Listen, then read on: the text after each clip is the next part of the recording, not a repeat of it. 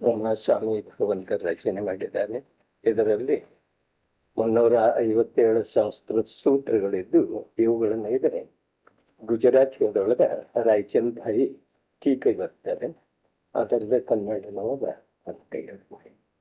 ಪ್ರಶ್ನೆ ಇಂಥ ಯೋಗ್ಯ ಪ್ರಶ್ನೆ ಉಪಸ್ಥಿತ ಮಾಡಿದ್ದಾರೆ. ಇಲ್ಲಿ ಸಮ್ಯಕ್ ದರ್ಶನವೆಂದರೆ ಅಂದ್ರೆ ಪ್ರತಿಯೊಂದು ಜೀವಕ್ಕ ಸಮ್ಯಕ್ ದರ್ಶನದ ಅತ್ಯಂತ ಅವಶ್ಯಕತೆ ಇದೆ. ಸಮ್ಯಕ್ ದರ್ಶನ ಅರ್ಥಾತ್ ನಾವು ಬಾಹ್ಯದೊಳಗೆ ನೋಡುವ ಪ್ರವೃತ್ತಿಯನ್ನು ಬಿಟ್ಟಿರ್ಬೇಕ್ರಿ. ಸಮ್ಯಕ್ ದರ್ಶನ ಹೊರಗೆಲ್ಲ ಯಾವ ಪ್ರಕಾರ ಶಾಸ್ತ್ರ, ಗುರು, ದೇವ ಬಾಹ್ಯದೊಳಗೆ ವಿರಾಜಮಾನ ಇರ್ತಾರೆ, ಆ ಪ್ರಕಾರ ಸಮ್ಯಕ್ ದರ್ಶನ ಬಾಹ್ಯದೊಳಗೆ. ಸಮ್ಯಕ್ ದರ್ಶನ ಇದು ಸ್ವತಃ ಆತ್ಮನಿಗೆ ಸಮ್ಯಕ್ ದರ್ಶನ ಅಂತಾರೆ. ಈ ಪ್ರಕಾರ ಸಮ್ಯಕ್ ದರ್ಶನ ಮಾತ ಇಲ್ಲಿ ಉಪಸ್ಥಿತ ಮಾಡಿದರು.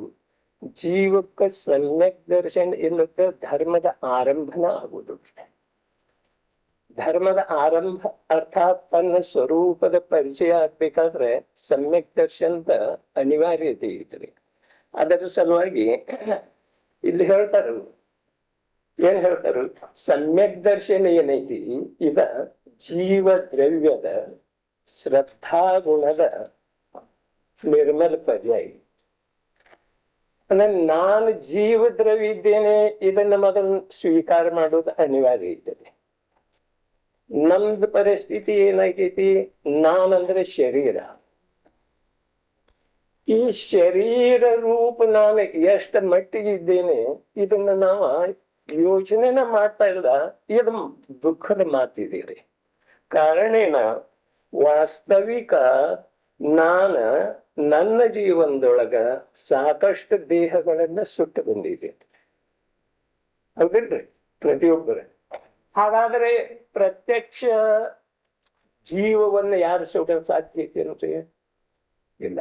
ಆದರೆ ಈ ದೇಹ ಯಾವ ನಾವು ಸ್ಮಶಾನಕ್ಕೆ ಒಯ್ದು ಭಸ್ಮ ಮಾಡಿ ಬರ್ತೀವೋ ಆ ದೇಹದೊಳಗ ಭಗವಾನ್ ಆತ್ಮ ಇಲ್ಲ. ಇದು ನಿರ್ಣಯ ಆಗಬೇಕು ಅಥವಾ ಆಗ್ಬಾರ್ದು. ಹೀಗೆ ಇದ್ರೂ ಕೂಡ ನಾವ ಅನಾದಿ ಕಾಲದ ಯಾವೊಂದ ಮಿಥ್ಯಾ ಸಂಸ್ಕಾರ ಇದೆಯೋ ಆ ಸಂಸ್ಕಾರದ ವಶದಿಂದ ನಾವೇನ್ ಮಾಡ್ತಾ ಇದ್ದೀವಿ? ಈಗ ದೇಹ ಅಂದ್ರೆ ದೇಹದೊಳಗ ಏನಾದರೂ ಸ್ವಲ್ಪ ವ್ಯತ್ಯಾಸ ಆಯ್ತು ಅಂದ್ರೆ ನನಗೆ ದುಃಖ ಆಗ್ತಿದೆ. ಇದೆಂಥ ಆಶ್ಚರ್ಯದ ಮಾತಿದೆ. ನಾವೊಂದ್ ಸ್ವಲ್ಪ ರಾತ್ರಿ ಗಂಭೀರವಾಗಿ ಆಲೋಚನೆ ಮಾಡ್ಬೇಕ್ರಿ. ಇದೇನ್ ಪ್ರಾಕ್ಟಿಕಲ್ದ ಮಾತಿದೆ. ನಾನ್ ತಮ್ಮೇದ್ ಹೇಳ್ತೇನೋ ಇದು ಉಪಕಾರದ ಮಾತು ಇಲ್ಲವೇ ಇಲ್ಲ. ನಾನು ಎಷ್ಟು ಪ್ರಾಕ್ಟಿಕಲ್ ಮಾಡ್ತೇನೋ, ನನ್ನ ಜ್ಞಾನದೊಳಗೆ ಎಷ್ಟು ಪ್ರಗತಿ ಆಗ್ತೈತಿ ಅಷ್ಟೇ ಹೇಳ್ತಾ ಇದ್ದೇನೆ. ಒಂದು ವಾರದ ಅವಧಿ ಕೊಟ್ಟಿದ್ದೀವಿ. ಆ ವಾರದೊಳಗ ಈ ಹೋದ ವಾರ ಏನಾಗೈತಿ ಅದರದ್ದು ಚಿಂತನ ಮನನ ಅಖಂಡ ಬೇಕ್ರಿ. ಅದರದ್ದು ಚಿಂತನ ಮನನ ಅಖಂಡ ನಡೆದ ನಂತರ ನಮ್ಮಲ್ಲಿ ಏನ್ ನಿರ್ಣಯ ಆಗ್ತೈತಿ ಆ ನಿರ್ಣಯ. ನನ್ನ ಲಾಭದ ಸಲುವಾಗಿ ನಾನು ಹೇಳ್ತಾ ಇದ್ದೇನೆ, ತಾವು ದಯವಿಟ್ಟು ತಿಳ್ಕೊಳ್ಳಬಹುದು. ನನ್ನಲ್ಲೇ ಏನ್ ಪ್ರಗತಿ ಆಗ್ತಾ ಇದೆ, ಈ ನಿಮಿತ್ತದಿಂದ ಅಥವಾ ವ್ಯಕ್ತಿಯಿಂದ ಚಪಾತಿ ಆಗುವುದು, ಈ ಮಾತು ಬಂದದ್ದಿದೆ. ಅದೇ ಪ್ರಕಾರ ಶರೀರ ಅಂದ್ರೆ ನಾನು ಅಂತ ಹೇಳಿ ಏನು ಅನಾದಿ ಕಾಲದ ಒಂದು ಮಿಥ್ಯಾ ಭ್ರಮೆ ಇದೆ, ಆ ಮಿಥ್ಯಾ ಭ್ರಮೆ ಬಿಟ್ಟು ಕೊಡುವ ಸಲುವಾಗಿನ ಇವೆಲ್ಲ ಉಪಾಯ ಅದಾವ್ರಿ. 2-3 ದೃಷ್ಟಾಂತ ಏನಿದಾವು ಈ ಮಿಥ್ಯಾ ಅಭಿಪ್ರಾಯ ಬಿಟ್ಟು ಕೊಡುವ ಸಲುವಾಗಿ. ಇಲ್ಲಿ ಮೂಲತಃ ಜ್ಞಾನಿಗಳೇನ್ ಹೇಳ್ತಾ ಇದ್ದಾರು, ಜೀವ ದ್ರವ್ಯದ ಜೀವ ದ್ರವ್ಯ ಇದೆ. ಲೋಕದೊಳಗೆ ಯಾವ ಪ್ರಕಾರ 6 ದ್ರವ್ಯ ಇದಾವು ಆ ಪ್ರಕಾರ ಇದು ಜೀವ ಒಂದು ದ್ರವ್ಯ ಇದೆ.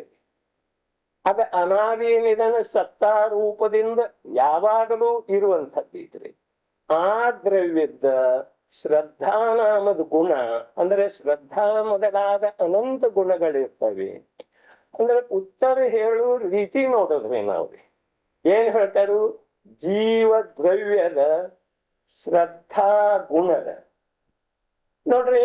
ಕೆಲವು ಕಡೆ ಹೋಯ್ತು ಅಂತಂದ್ರೆ ಆತ್ಮ ಜ್ಞಾನಂ ಸ್ವಯಂ ಜ್ಞಾನಂ, ಜ್ಞಾನ ಗುಣದ ಮುಖ್ಯತೆ ಹೇಳ್ತಾರಿಲ್ರಿ. ಎಲ್ಲಿ ಜ್ಞಾನ ಇದೆ ಅದೇ ಆತ್ಮ ಇದೆ, ಆತ್ಮನ ಜ್ಞಾನ, ಜ್ಞಾನವೇ ಆತ್ಮ.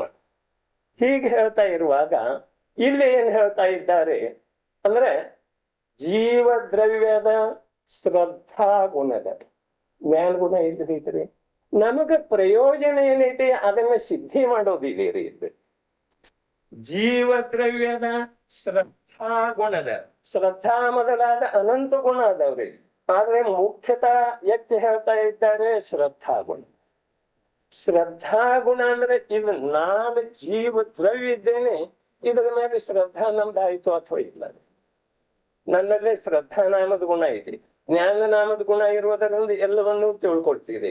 ಶ್ರದ್ಧಾ ನಾಮದ ಗುಣ ಇರುವುದರಿಂದ ವಸ್ತು ಸ್ವರೂಪ ಯಾವ ಪ್ರಕಾರ ಇದೆಯೋ ಅದೇ ಪ್ರಕಾರ ತಿಳ್ಕೊಳ್ಳೋದ ಇದು ಶ್ರದ್ಧಾದ ಕಾರ್ಯ ಇದೆ. ಯಾವ ಪ್ರಕಾರ ಇಲ್ಲ ಆ ಪ್ರಕಾರ ತಿಳ್ಕೊಳ್ಳೋದ ಇದು ಆತ್ಮನ ಶ್ರದ್ಧಾ ಗುಣದ ಕರ್ತವ್ಯ ಇಲ್ಲ ರೀ. ಹೀಗಿರುವಾಗ ಜೀವ ದ್ರವ್ಯದ ಶ್ರದ್ಧಾ ಗುಣದ ಅಂದ್ರೆ ಜ್ಞಾನ ಗುಣ ಉಳಿದ ಅನಂತ ಗುಣಗಳೆಲ್ಲ ಗೌಣ ಅದು ರೀ. ನಮ್ಮನ್ನ ಏನ್ ಮಾಡ್ತಾ ಇದ್ದಾರೆ, ಸಮ್ಯಕ್ ದರ್ಶನದ ಸಮೀಪ ಹೋಗ್ತಾ ಇದ್ದಾರೆ. ಎಷ್ಟು ಒಳ್ಳೆ ಉಪಕ್ರಮ ಮಾಡ್ತಾ ಇದ್ದಾರೆ. ಜೀವ ದ್ರವ್ಯದ ಶ್ರದ್ಧಾ ಗುಣ ಉಳಿದ ಎಲ್ಲಾ ಗುಣ ಗೌಣ್ರಿ. ನಮಗ ಮುಖ್ಯವಾಗಿ ಎತ್ತಿ ತೋರಿಸ್ತಾ ಇದ್ದಾರೆ ಶ್ರದ್ಧಾ ಗುಣ. ಶ್ರದ್ಧಾ ಗುಣ ಎತ್ತಿ ತೋರಿಸ್ತಾ ಇದ್ದಾರೆ. ನಾನು ಜೀವ ದ್ರವ್ಯ ಇದ್ದೇನೋ ಅಥವಾ ಇಲ್ಲೋ, ನಾನು ಜೀವ ದ್ರವ್ಯ ಇದ್ದ ನಂತರ ನನ್ನಲ್ಲಿ ಶ್ರದ್ಧಾ ನಾಮದ ಗುಣ ಇದೆ ಅಥವಾ ಇಲ್ಲ. ಮುಂದೆ ಏನೂ ಮಾಡ್ಬೇಕಾಗಿಲ್ರಿ. ನಾನು ಜೀವ ದ್ರವ್ಯ ಇದ್ದೇನೆ, ನನ್ನಲ್ಲೇ ಶ್ರದ್ಧಾ ಮೊದಲಾದ ಅನಂತ ಗುಣಗಳಿವೆ. ಹೀಗೆ ಹೇಳಿದ ನಂತರ ಎರಡನೇ ಪಾಯಿಂಟ್ ಏನ್ ಬರ್ತೈತಿ, ನಾನು ಜೀವ ದ್ರವ್ಯ ಇದ್ದೇನೆ, ನನ್ನಲ್ಲಿ ಶ್ರದ್ಧಾ ನಾಮದ ಗುಣ ಇದೆ. ಅನಂತ ಗುಣ ಎಲ್ಲ ಗೌಣ ಆಗುತ್ತೆ. ನಾನು ಜೀವ ದ್ರವ್ಯ ಇದ್ದೇನೆ, ನನ್ನಲ್ಲಿ ಶ್ರದ್ಧಾ ಗುಣವಿದೆ. ಗುಣದ ಕಾರ್ಯ ಅಂದ್ರೆ ತಿಳ್ಕೊಳ್ಳೋದು. ಗುಣದ ಕಾರ್ಯ ತಿಳ್ಕೊಳ್ಳೋರೆ. ನಾನು ಜೀವ ದ್ರವ್ಯ ಇದ್ದೇನೆ, ನನ್ನಲ್ಲಿ ಶ್ರದ್ಧಾ ಗುಣ ಇದೆ. ಇಷ್ಟು ತಿಳಿದ ನಂತರ ಆ ಪರ್ಯಾಯ ಯಾವ ಪರ್ಯಾಯ ತಿಳಿತಿದೆಯೋ ಅದೇ ಪರ್ಯಾಯದೊಳಗೆ ಅನುಭೂತಿರಿ. ಅದೇ ಪರ್ಯಾಯದೊಳಗೆ ಸಮ್ಯಕ್ ದರ್ಶನ, ಅದೇ ಪರ್ಯಾಯದೊಳಗೆ ಧರ್ಮದ ಆರಂಭ. ಅಂದ್ರೆ ಎಷ್ಟು ಪರಮ ಸುಲಭ ಮಾತ. ಜೈನ್ ದರ್ಶನ್ ಬಿಟ್ಟು ಎಲ್ಲಿ ನೋಡಕ್ ಸಿಗುದಿಲ್ಲ ರೀ. ಏನ್ ಹೇಳ್ತಾರು, ಜೀವ ದ್ರವ್ಯದ ಶ್ರದ್ಧಾ ಗುಣದ ಜ್ಞಾನ ಮೊದಲಾದ ಅನಂತ ಗುಣಗಳನ್ನು ಗೌಣ ಮಾಡ್ರಿ. ಪುನಃ ಪುನಃ ವಿಚಾರ ಮಾಡೋದು. ಜೀವ ದ್ರವ್ಯದ ಶ್ರದ್ಧಾ ಗುಣದ, ನಾನು ಜೀವ ದ್ರವ್ಯ ಇದ್ದೇನೆ, ನನ್ನಲ್ಲಿ ಶ್ರದ್ಧಾ ನಾಮದ ಮುಖ್ಯ ಗುಣ ಇದೆ. ನಯದ ಕೆಲಸ ಏನ್ರಿ, ಪ್ರಯೋಜನದ ಸಿದ್ಧಿ ಮಾಡೋದು ನಯ ರೀ. ಎಲ್ಲಿ ಪರವಸ್ತುವನ್ನು ತಿಳ್ಕೊಳ್ಳೋದಿದೆಯೋ ಅಲ್ಲಿ ಜ್ಞಾನ ಗುಣದ ಮುಖ್ಯತ. ಇಲ್ಲಿ ಎಲ್ಲಿ ತನ್ನ ಆತ್ಮನ ಕಲ್ಯಾಣ ಮಾಡ್ಕೊಳ್ಳೋದಿದೆ, ಶ್ರದ್ಧಾ ಮಾಡೋದಿದೆ, ಸಮ್ಯಕ್ ದರ್ಶನ ಪ್ರಾಪ್ತಿ ಮಾಡ್ಕೊಳ್ಳೋದಿದೆ, ಇಲ್ಲಿ ಏನ್ ಹೇಳ್ತಾರ, ಶ್ರದ್ಧಾ ನಾಮದ ಗುಣ. ಅಂದ್ರೆ ಕಥನಕಾರರ ಮಾತು ಎಷ್ಟು ಪರಿಪಕ್ವ ಇರ್ತಾವು ಇದನ್ನ ನಾವು ತಿಳ್ಕೊಳ್ಳೋದು. ನಾವ್ ಏನೋ ಏನ್ ಬೇಕಾಗ್ತದೆ ನೋಡ್ರಿ. ಆಗಮದೊಳಗ ಮೋಕ್ಷ ಮಾರ್ಗ ಪ್ರಕಾಶಕ್ಕೆ ತಗೋರಿ ಉದಾಹರಣೆ ಸಲುವಾಗಿ. ಮೋಕ್ಷ ಮಾರ್ಗ ಪ್ರಕಾಶಕ ತಗೊಂಡ ನಂತರ ಮೋಕ್ಷ ಮಾರ್ಗ ಪ್ರಕಾಶಕದ ಅರ್ಹಂತರ ಸ್ವರೂಪದ ನಿರೂಪಣೆ ಮಾಡುವಾಗ ಇಂಥ ಒಂದು ಅದ್ಭುತ ಶಬ್ದದ ಪ್ರಯೋಗ ಮಾಡ್ತಾರು ಪಂಡಿತ್ ಟೋಡರ್ಮಲ್ಲ. ಏನ್ ಗೃಹಸ್ಥಾವಸ್ಥೆಯ ತ್ಯಾಗ ಮಾಡಿ. ಗೃಹಸ್ಥಿನ ಅವಸ್ಥೆ, ಗೃಹಸ್ಥ ಅಂದ್ರೆ ಕೌಟುಂಬಿಕ ಜೀವನ ಇದಕ್ಕ ಗೃಹಸ್ಥ ಅಂದಿಲ್ಲ. ಜೈನ್ ದರ್ಶನದೊಳಗ ಗೃಹಸ್ಥದ ವ್ಯಾಖ್ಯಾನ ಏನಿದ್ರಿ, ಆತ್ಮರೂಪದ ಗೃಹದೊಳಗೆ ಯಾವ ನಿವಾಸ ಸ್ಥಳ ಅಂದ್ರೆ ಯಾವಾಗಲೂ ವಿರಾಜಮಾನ ಇದಾನೋ ಅವು ಗೃಹಸ್ಥರಿ. ಆ ಗೃಹಸ್ಥ ಅವಸ್ಥೆ ತ್ಯಾಗ ಮಾಡಿ. ಚತುರ್ಥ ಗುಣಸ್ಥಾನಾವರ್ತಿ, ಪಂಚಮ ಗುಣಸ್ಥಾನಾವರ್ತಿ ಏನಿದ್ದರು ಈಚೆನ್ನ ಅವ್ರು ಇದ್ದಾರೆ. ಅವರು ಯಾವಾಗಲೂ ಶುದ್ಧ ಪರಿಣತಿಯ ಅವರ ಅಂತರಂಗದೊಳಗೆ ವಿರಾಜಮಾನ. ಅದರಿಂದ ಎಂದೂ ಚ್ಯುತ ಆಗುವುದು. ಶುದ್ಧ ಉಪಯೋಗ ಆಗಾಗ ಬರ್ತಿರ್ತಾ ಇದೆ. ಶುದ್ಧ ಪರಿಣತಿ ಅಖಂಡ ಇರ್ತಿದೆ. ಶುದ್ಧ ಉಪಯೋಗ ಆಗಾಗ ಬರ್ತಿರ್ತಿದೆ. ಆ ಶುದ್ಧ ಉಪಯೋಗ ಆಗಾಗ ಬರ್ತಿರುವುದರಿಂದ ಈ ಚತುರ್ಥ ಪಂಚಮ ಗುಣ ಸ್ಥಾನಾವರ್ತಿಗೆ ಸಮಾಧಾನ ಇಲ್ಲ. ಇದೇನ್ ಧರ್ಮ ಏನಂತಾರೆ ನೋಡ್ರಿ. ಮಿಥ್ಯಾದೃಷ್ಟಿ ಜೀವ ಮೊದಲು ಸಮ್ಯಕ್ ದರ್ಶನ ಸಂವರ್ಧ ಪ್ರಾಪ್ತಿ ಆಗೋ ಸಲುವಾಗಿ ಮುಖ್ಯತಾ ಇರ್ತಿತ್ತು. ಮಿಥ್ಯಾದೃಷ್ಟಿ ಜೀವಕ ತನ್ನ ಜೀವನದೊಳಗ ಸಂವರ್ಧ ಪ್ರಾಪ್ತಿ ಆಯ್ತು, ಅರ್ಥಾತ್ ಧರ್ಮ ಇದ್ದದ್ದು. ಸಂವರ್ಧ ಪ್ರಾಪ್ತಿ ಆದ ನಂತರ 4 ಮತ್ತು 5ನೇ ಗುಣ ಸ್ಥಾನಾವರ್ತಿ ಜೀವ ಹೀಗೆ ವಿಚಾರ ಮಾಡ್ತಾನೆ. ಸಂವರ್ಧ ಪ್ರಾಪ್ತಿ ಆದ ನಂತರ ಇದೇನ್ ಧರ್ಮ ಇದೆ, ಇದರಿಂದ ನಾ ಮೋಕ್ಷಕ್ಕೆ ಹೋಗುದು. ಸಂವರದ ಪ್ರಾಪ್ತಿ ಆದ ನಂತರ ಬರೋದ ಅನಂತಾನುಬಂಧಿ ಕ್ರೋಧ ಮಾನ ಮಾಯಾದು 4 ಕಷಾಯದ ಅಭಾವ ಐತಿ. ಉಳಿದು ಇನ್ನೂ 3 ಕಷಾಯ ಚೌಕಡಿ. 4 ಕಷಾಯದ ಅಭಾವ ಆಯದ ನಿಂತ ನಂತರ ಅನುಭೂತಿ ಆಯ್ತು, 4ನೇ ಗುಣಸ್ಥಾನ ಬಂತು. ಆದ್ರೆ ಸಂಸಾರ ಎಷ್ಟ ಇವು ಪುರುಷಾರ್ಥ ಮಾಡ್ಲಿಲ್ಲ ಅಂದ್ರೆ ಅರ್ಧ ಕುದ್ಗಲ್ ಪರಾವರ್ತನ ಕಾಲ ತನಕ ಸಂಸಾರದೊಳಗ ಇರಬೇಕಾಗ್ತಿ. ಅರ್ಧ ಕುದ್ಗಲ್ ಪರಾವರ್ತನ ಅಂದ್ರೆ ಅಸಂಖ್ಯ ವರ್ಷ. ಅಸಂಖ್ಯ ಅಂದ್ರೆ ಕೇವಲ ಜೀವನದೊಳಗ ಸಂವರದ ಉತ್ಪತ್ತಿ ಆಯ್ತು ಅಂದ್ರೆ ಧರ್ಮ ಅಂಶದ ಶುದ್ಧ ಪರಿಣತಿ ಆಯ್ತು. 4 ಕಷಾಯ ಚೌಕಡಿ ಒಳಗ 1 ಕಷಾಯ ಚೌಕಡಿದ ಅಭಾವ ಆಯ್ತು. ಅರ್ಥಾತ್ ಅನಂತ ಸಂಸಾರಕ್ಕೆ ಕಾರಣೀಭೂತ ಇರುವಂತಹ ಕರ್ಮದ ಆಶ್ರಮ ನಿಂತೈತಿ. ಇಷ್ಟ ಅಭಿಪ್ರಾಯ. ಮುಂದೆ ಏನ್ ಹೇಳ್ತಾರು, ಗೃಹಸ್ಥ ಅವಸ್ಥೆಯ ತ್ಯಾಗ ಮಾಡಿ. ಇದರಿಂದ ನನಗೆ ಸುಖ ಇಲ್ಲ, ಈ ಸಂವರದಿಂದ ನನಗೆ ಮೋಕ್ಷ ಇಲ್ಲ. ವಿಚಾರ ಮಾಡಿದ್ರೆ ಆತ ಅಲ್ಲಿಂದ ವಾಪಸ್ ನಮ್ಮಲ್ಲಿ ಬರೋದೈತ್ರಿ ಅಂತ. ಸಂವರದಿಂದ ನನಗೆ ಲಾಭ ಇಲ್ಲ, ಸಂವರದಿಂದ ಸಂಸಾರಣ ಇದೆ. ಯಾವಾಗ ಸಂವರದ ಉಪಲಬ್ಧಿ ಆಗ್ತಿದೆಯೋ, ಸಮ್ಯಕ್ ದರ್ಶನದ ಪ್ರಾಪ್ತಿ ಆಗ್ತಿದೆಯೋ, ಆಗ ಆ ಸಮ್ಯಕ್ ದೃಷ್ಟಿ ಜೀವ 4 ಅಥವಾ 5ನೇ ಗುಣಸ್ಥಾನವರ್ತಿ ಜೀವ ಹೀಗೆ ವಿಚಾರ ಮಾಡ್ತಾನೆ. ನನ್ನಲ್ಲೇ ಶುದ್ಧ ಪರಿಣತಿ ಉಳಿತು, ಎಂದಾದ್ರೂ ಒಮ್ಮೆ ಶುದ್ಧ ಉಪಯೋಗ ಆಗಿ ಅಂಶ ಮಾತ್ರ ನಿರ್ಜರೆ ಆಯ್ತು. ಇದರಿಂದ ನನಗೆ 4 ಖಾತಿ ಕರ್ಮದ ನಾಶ ಆಗತ್ತ. ಮೋಕ್ಷ ಯಾವಾಗ ಆಗೋದ್ ನನಗೆ? ಈ ಅಭಿಪ್ರಾಯ ಅಂದ್ರೆ ಮೋಕ್ಷ ಯಾವಾಗ ಆಗೋದು? ದೃಷ್ಟಿ ಏನೈತಿ? ಮೋಕ್ಷದ್ದೈತ್ರಿ. ದೃಷ್ಟಿ ಮೋಕ್ಷದ್ದೈತಿ, ಸಂವರ್ದ ದೃಷ್ಟಿ ಇಲ್ಲ ಈ ಸಾಧಕನಲ್ಲಿ. ಯಾವಾಗ ಸಂವರ್ತ ಆರಂಭ ಆಯ್ತು ಆಗ ಸಾಧಕ ಅವಸ್ಥೆ ಪ್ರಾಪ್ತ ಆಯ್ತಲ್ಲ. ಸಾಧಕ ಅರ್ಥಾತ್ ಏನ್ರಿ? ತನ್ನ ಸಾಧ್ಯದ ಸಿದ್ಧಿ ಮಾಡೋಕೆ ಸಾಧ್ಯಕ. ತನ್ನ ಸಾಧ್ಯ ಯಾವಾಗ? ಆತ್ಮವಸ್ಥೆ. ಮೋಕ್ಷ ತನ್ನ ಶುದ್ಧ ಪರಿಣಾಮದ, ತನ್ನ ಶುದ್ಧ ಅವಸ್ಥೆಯ ಸಿದ್ಧಿ ಅರ್ಥಾತ್ ಪ್ರಾಪ್ತಿ ಮಾಡ್ಕೊಳ್ಳೋದ ಇವನ ಹೆಸರು ಸಾಧಕಿ. ಈ ಸಾಧಕ ಅಲ್ಲಿ ನಿಲ್ಲುವುದಿಲ್ಲ. ಸಾಧಕ ಏನ್ ಮಾಡ್ತಾನೆ? ನನ್ನ ಜೀವನದೊಳಗ ಸಂವಾದದ ಪ್ರಾಪ್ತಿ ಆದ ನಂತರ ನನಗ ಮೋಕ್ಷ ಆಗುದು. ಆಗ್ತಿದೇನ್ರಿ? ನನಗೆ ಮೋಕ್ಷ ಆಗೋದನೇ ಇಲ್ರಿ. ಹಾಗಾದ್ರೆ ಏನ? ನಿರ್ಜರಿ ಆಗ ಅಂದ್ರೆ ಎಂದಾದ್ರೊಮ್ಮೆ ಶುದ್ಧೋಪಯೋಗ ಆಗ್ತೈತಿ. ಆ ಶುದ್ಧೋಪಯೋಗದಿಂದ ಅಂಶ ಮಾತ್ರ ನಿರ್ಜರಿ ಆಗ್ತೈತಿ. ಈ ಅಂಶ ಮಾತ್ರ ನಿರ್ಜರಿ ಆಗುವುದರಿಂದ 6 ತಿಂಗಳಿಗೆ 1 ಅಂಶ ನಿರ್ಜರಿ ಆಯ್ತು.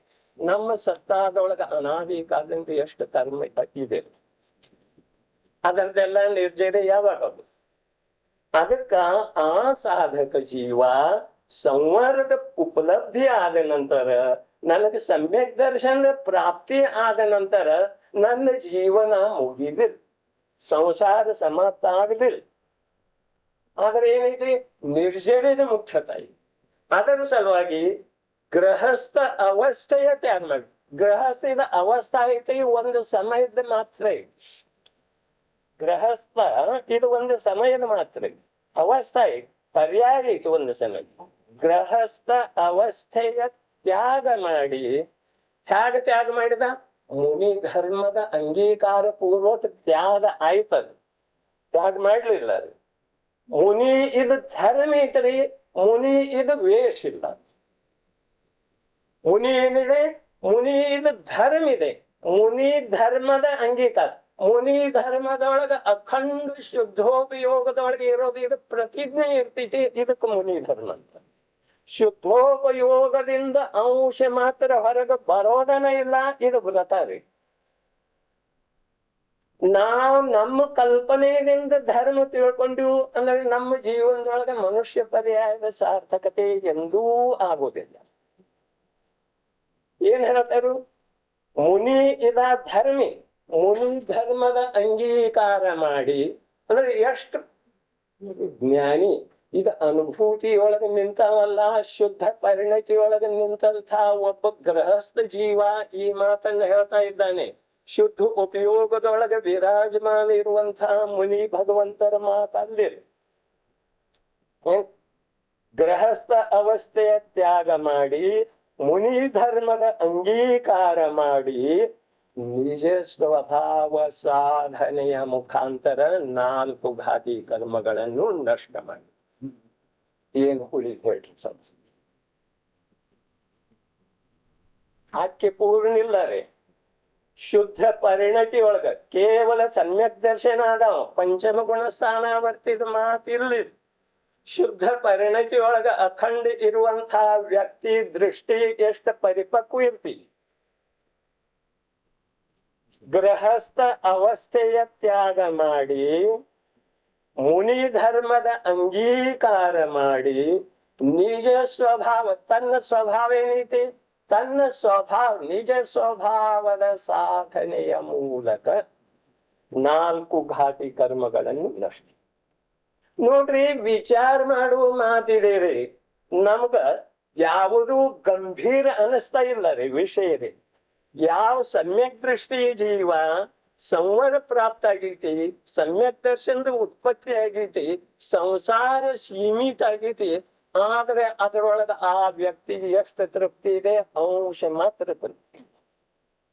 ನಾವು ಅನಾದಿ ಕಾಲದಿಂದ ಮಿಥ್ಯಾತ್ವದೊಳಗ ಕೊಳಿತಾ ಇದ್ದೇವೆ. ಪರವಸ್ತುವಿನ ಸಂಯೋಗದಿಂದ ನಮಗೆ ಎಷ್ಟು ತೃಪ್ತಿ ರೀ. ನಾವು ಎಲ್ಲಿ ಹೋಗ್ಬೇಕಂತೇವ್ರಿ. ಅನುಕೂಲ ಸಂಯೋಗ ಪ್ರಾಪ್ತ ಆದ ನಂತರ ಎಷ್ಟು ತೃಪ್ತಿ ರೀ. ಜಗತ್ತನ್ನು ವಿಸ್ಮರಣ ರೀ. ಧನ್ಯದ ಇದೆ ನಮ್ಮ ಜೀವನಕ್ಕೆ. ಇದಕ್ಕಿಂತ ದುಷ್ಟ ಜೀವನ ಲೋಕದೊಳಗೆ ಯಾವ್ದು ಇರೋದು ಸಾಧ್ಯತೆ ಇಲ್ಲ. ಪರ ವಸ್ತುವಿನಿಂದ ನಿನಗೆ ಸಂತೋಷ. ಸಮ್ಯಕ್ ದೃಷ್ಟಿ ಜೀವ ಹೇಳ್ತಾನೆ ಮಿಥ್ಯಾ ದೃಷ್ಟಿ ಮಾತಿಲ್ಲ. ಸಮ್ಯಕ್ ದೃಷ್ಟಿ ಜೀವ ಹೇಳ್ತಾನೆ ಪರ ವಸ್ತು ನನಗ ಕೆಡತ ಮಾಡೋದಿಲ್ಲ. ಸಮ್ಯಕ್ ದೃಷ್ಟಿ ಅನಿಷ್ಟ ವಸ್ತು ಬಂತು ಅಂತಂದ್ರೂ ಇಷ್ಟ ವಸ್ತು ಬಂದ್ರೂ ಕೂಡ ಅವನ ದೃಷ್ಟಿ ಪರ ವಸ್ತು ನನಗೆ ಸ್ವಲ್ಪ ಕೂಡ ಅನಿಷ್ಟ ಮಾಡೋದೇ ಇಲ್ಲ. ಮಿಥ್ಯಾ ದೃಷ್ಟಿ ಜೀವ ಏನ್ ಹೇಳ್ತಾನೆ ಪರ ವಸ್ತುವಿನ ಮೇಲೆ ಸಂಪೂರ್ಣ ದೃಷ್ಟಿ. ಇದು ಆದ್ರೆ ನನಗೆ ಸುಖ, ಇದು ಆಗದಿದ್ರೆ ನನಗೆ ಸುಖ ಇಲ್ಲ, ಇವನನ್ನ ಖಲಾಸ ಮಾಡ್ರೆ ನನಗೆ ಸುಖ. ನೋಡ್ರಿ, ವ್ಯಕ್ತಿ ಜೀವನ ಎಲ್ಲಿ ತನಕ ಆಯು ಮರ್ಯಾದೆ ಇದೆಯೋ ಅಲ್ಲಿ ತನಕ ನನ್ನ ವಿರೋಧಿ ಬದುಕವನ ಇದ್ದಾನೆ. ನನ್ನ ಪರಿಣಾಮದೊಳಗೆ ಬೇಕಾದಷ್ಟು ಕಠೋರ ಕಷಾಯ ಆಗ್ತಿದೆ. ಆ ಕಷಾಯದ ಫಲ ಆ ವ್ಯಕ್ತಿಯನ್ನು ನಾವು ಲೋಕದಿಂದ ತೆಗೆದು ಹಾಕದಿದ್ರೂ ಕೂಡ ಎಷ್ಟೆಷ್ಟು ಸಲ ಆ ಪರಿಣಾಮ ಆಗ್ತಿದೆಯೋ ಅಷ್ಟಷ್ಟು ಸಲ ಆ ವ್ಯಕ್ತಿಯನ್ನು ಮರ್ಡರ್ ಮಾಡಿದ ಪಾಪ ಈ ನನ್ನ ಜೀವ ಭವಿಷ್ಯದ ಅನಂತ ಭವದೊಳಗೆ ಭೋಗಿಸ್ತೀವಿ. ಜೈನ ದರ್ಶನ ನೋಡ್ರಿ, ವಾಸ್ತವಿಕವಾಗಿ ನಾವು ಧರ್ಮವನ್ನು ಹೊರಗನ್ವೇಷಣೆ ಮಾಡ್ತಾ ಇದ್ದೀವಿ. ಸಮ್ಯಕ್ ದೃಷ್ಟಿ ಜೀವ ಪರ ಪದಾರ್ಥವನ್ನ ಪರ ವಸ್ತುಗಳಿಗೆ ಎಂದೂ ಅನಿಷ್ಟ ಅನ್ನುವುದಿಲ್ಲ. ಹಾಗಾದ್ರೆ ಅನಿಷ್ಟ ಅನ್ನದಿದ್ರೆ ಅವ್ ತ್ಯಾಗ ಹ್ಯಾಗ್ ಮಾಡ್ತಾನ್ರಿ? ಪರ ವಸ್ತುಗಳನ್ನ ಗೃಹಸ್ಥಾವಸ್ಥೆ ಹ್ಯಾಗ್ ತ್ಯಾಗ ಮಾಡ್ತಾನ? ಪರ ವಸ್ತುವಿನ ಸಲುವಾಗಿ ಯಾವ ರಾಗ ಭಾವಿದೆ ಅದ ಅನಿಷ್ಟ. ಪರ ವಸ್ತುವಿನ ಸಲುವಾಗಿ ಯಾವ ರಾಗ ಉತ್ಪನ್ನ ಆಗ್ತಾ ಇದೆಯೋ ದ್ವೇಷ ಉತ್ಪನ್ನ ಆಗ್ತಾ ಇದೆಯೋ ಅದು ಅನಿಷ್ಟ ಇದೆ. ಪರ ವಸ್ತು ಅನಿಷ್ಟ ಇದೆ. ಅದರಿಂದ ಆ ಪರವಸ್ತುವಿನ ಮೇಲಿಂದ ರಾಗ ಮತ್ತು ದ್ವೇಷ ಬಿಟ್ಟುಕೊಡುವುದರಿಂದ ಪರವಸ್ತು ಸ್ವಯಂ ಅಭಾವ ಇದೆ, ಸ್ವಯಂ ತ್ಯಾಗ ಆಯ್ತು. ಪರವಸ್ತುವಿನ ತ್ಯಾಗ ಮಾಡುವ ಅವಶ್ಯಕತೆ ಇಲ್ಲ. ಪರವಸ್ತು ಇಷ್ಟನೂ ಇಲ್ಲ ಅನಿಷ್ಟನೂ ಇಲ್ಲ. ಪರವಸ್ತುವಿನ ಸಲುವಾಗಿ ನಂದು ಯಾವ ರಾಗ ಮತ್ತು ದ್ವೇಷ ಭಾವ ಇದೆಯೋ ಪರಿಣಾಮ ಇದೆಯೋ ಆ ಪರಿಣಾಮ ನನಗೆ ಕೆಡತ ಮಾಡಿ. ಅದರ ಸಲುವಾಗಿ ಪರ ವಸ್ತುವಿನ ಸಲುವಾಗಿ ರಾಗ ಮತ್ತು ದ್ವೇಷ ಮಾಡಿ. ನೋಡ್ರಿ, ಭಲೆ ನಾವು ರಾಗ ದ್ವೇಷ ಮಾಡಿದೆವು, ಅನಾದಿ ಕಾಲದಿಂದ ಇಂದಿನವರೆಗೆ ಏನ್ ಮಾತಾಗಿದ್ವಿ ಅದು ಬಿಟ್ಟು ಕೊಡೋಣ. ನಾವು ಇಂದು ಜನ್ಮಕ್ಕೆ ಬಂದ ನಂತರ 50, 60, 70, 80 ವರ್ಷ ಅಥವಾ 25 ವರ್ಷ ಏನ್ ಆಗಿದ್ದೀವಿ, ಈ ಕಾಲಾವಧಿಯೊಳಗ ಯಾವ ಜೀವಕ ಹೀಗೆ ನಿಶ್ಚಿತ ವಿಶ್ವಾಸ ಇದೆಯನ್ನ ಇಚ್ಛೆ ಪ್ರಕಾರ ಕಾರ್ಯ. ಯಾರ ಇಚ್ಛೆ ಪ್ರಕಾರ ಎಂದ ಇಂದಿನವರೆಗೆ ಯಾವ್ದು ಜೀವದ ಕಾರ್ಯ ಆಗಿತ್ತು. ಆದ್ರೆ ಆ ಇಚ್ಛೆ ಫಲ ಮಾತ್ರ ಈ ಜೀವ ಭವಿಷ್ಯದ ಅನಂತ ಭಾವದೊಳಗ ಅನಂತ ಸಲ ಭೋಗಿಸ್ಬೇಕು. ನೋಡ್ರಿ, ವಿಚಿತ್ರ ಮಾತೈತಿ. ಇಲ್ಲಿ ಸಂವರದಿಂದ ತೃಪ್ತಿಲ್ಲ, ಸಮ್ಯಕ್ ದೃಷ್ಟಿ ಜೀವ ಸಂವರದಿಂದ ತೃಪ್ತಿಲ್ಲ, ನಿರ್ಜನೆ ಮಾಡ್ಬೇಕಂತಲ್ರಿ. ನೋಡ್ರಿ, ಮಿಥ್ಯಾತ್ವ ಅವಸ್ಥೆಯ ಮಾತು ಹೇಳ್ತಾ ಇಲ್ಲ, ಮಿಥ್ಯಾತ್ವ ಅವಸ್ಥೆಗೆ ಬರೋದಿದೆ.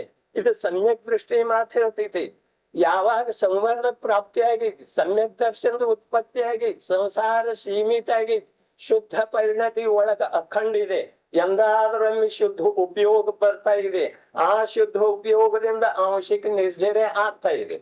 ಇಷ್ಟೆಲ್ಲ ಇದ್ರೇನು ಕೂಡ ಆ ಜೀವಕ್ಕೆ ಶಾಂತಿ ಇಲ್ಲ. ಕಾರಣ ಶಾಂತಿ ಇಲ್ಲ. ಇದಕ್ಕ ಕಾರಣ ಹೀಗೆ ಮಾಡ್ರೆ ನನ್ನ ಭವ ಅನಂತ ಭವ ಆದ್ರೂ ನನ್ನ ಸತ್ತಾದೊಳಗಿನ ಕರ್ಮ ನಿರ್ಜರೆ ಆಗುದಿಲ್ಲ. ನಿರ್ಜರೆ ಆಗುವುದಿಲ್ಲ ಇಷ್ಟ ಮಾತಿಲ್ಲ. ಆದರೆ ಯಾವಾಗ ನನಗೆ ಶುದ್ಧ ಪರಿಣತಿ ಇದೆಯೋ, ಆ ಶುದ್ಧ ಪರಿಣತಿ ಇದ್ದ ನಂತರ ಒಂದು ಅನಂತಾನುಬಂಧಿ ಕಷಾಯ ಚೌಕಡಿ ಹೋದ ನಂತರ ಅಪ್ರತ್ಯಖ್ಯಾನ್, ಪ್ರತ್ಯಖ್ಯಾನ್ ಮತ್ತು ಸಂಜೀವನ ಕಷಾಯ ಚೌಕಡಿ ಮೂರೂ ವಿದ್ಯಮಾನ ಇವೆ. ಆ ಮೂರರದ ಆಶ್ರವ ಬಂಧ ನಿರಂತರ ಆಗ್ತಾ ಇದೆ. ಅದರಿಂದ ಕರ್ಮ ಸಿದ್ಧಾಂತದೊಳಗೆ ಗೊಮ್ಮಡ್ ಸಾರದೊಳಗೆ ಇಂಥ ಅದ್ಭುತ ಮಾತು ಹೇಳ್ತಾರು. ಯಾವ ಸತ್ತಾದೊಳಗೆ ನನ್ನಲ್ಲಿ ಕರ್ಮ ಬಿದ್ದಿದ್ದೀತಿ, ಸಮ್ಯಕ್ ದೃಷ್ಟಿ ವಿಚಾರ ಮಾಡ್ತಾನ್ರಿ. ಸತ್ತಾದೊಳಗೆ ಯಾವ ಕರ್ಮ ಬಿದ್ದಿದೆಯೋ, ವಿದ್ಯಮಾನ ಇದೆಯೋ, ಆ ಸತ್ತಾದೊಳಗೆ ಇರುವಂತ ಕರ್ಮ ಇನ್ನು ನವೀನ ಅನಂತ ಸಂಸಾರಕ್ಕೆ ಕಾರಣೀಭೂತ ಆಗುವಂತ ಆಶ್ರವ ಬಂಧ ಇಲ್ಲ. ಆದ್ರೆ ಮೂರು ಕಷಾಯ ಚೌಕಡಿದ ಆಶ್ರವ ಬಂದು ಶುಭಕರ ಆಶ್ರವ ಇರ್ತಿದ್ದಿಲ್ಲ, ಅಶುಭಂತೂ 10ನೇ ಗುಣಸ್ಥಾನ ತನಕ ಇರ್ತಿದೆ ಅಂತ ಹೇಳ್ತಾರೆ ಮುನಿ ಭಗವಂತರಿಗೆ ಕೂಡ. ಆದ್ರೆ ಇಲ್ಲಿ ಗೃಹಸ್ಥಾವಸ್ಥೆದೊಳಗೆ ಶುಭ ಅಶುಭ ಎರಡು ಇರ್ತಾವ. ಶುಭ ಅಶುಭ ಎರಡೂ ಪರಿಣಾಮದಿಂದ ಆಶ್ರವ ಆಗ್ತಿದೆಯೋ ಅಥವಾ ಇಲ್ಲ.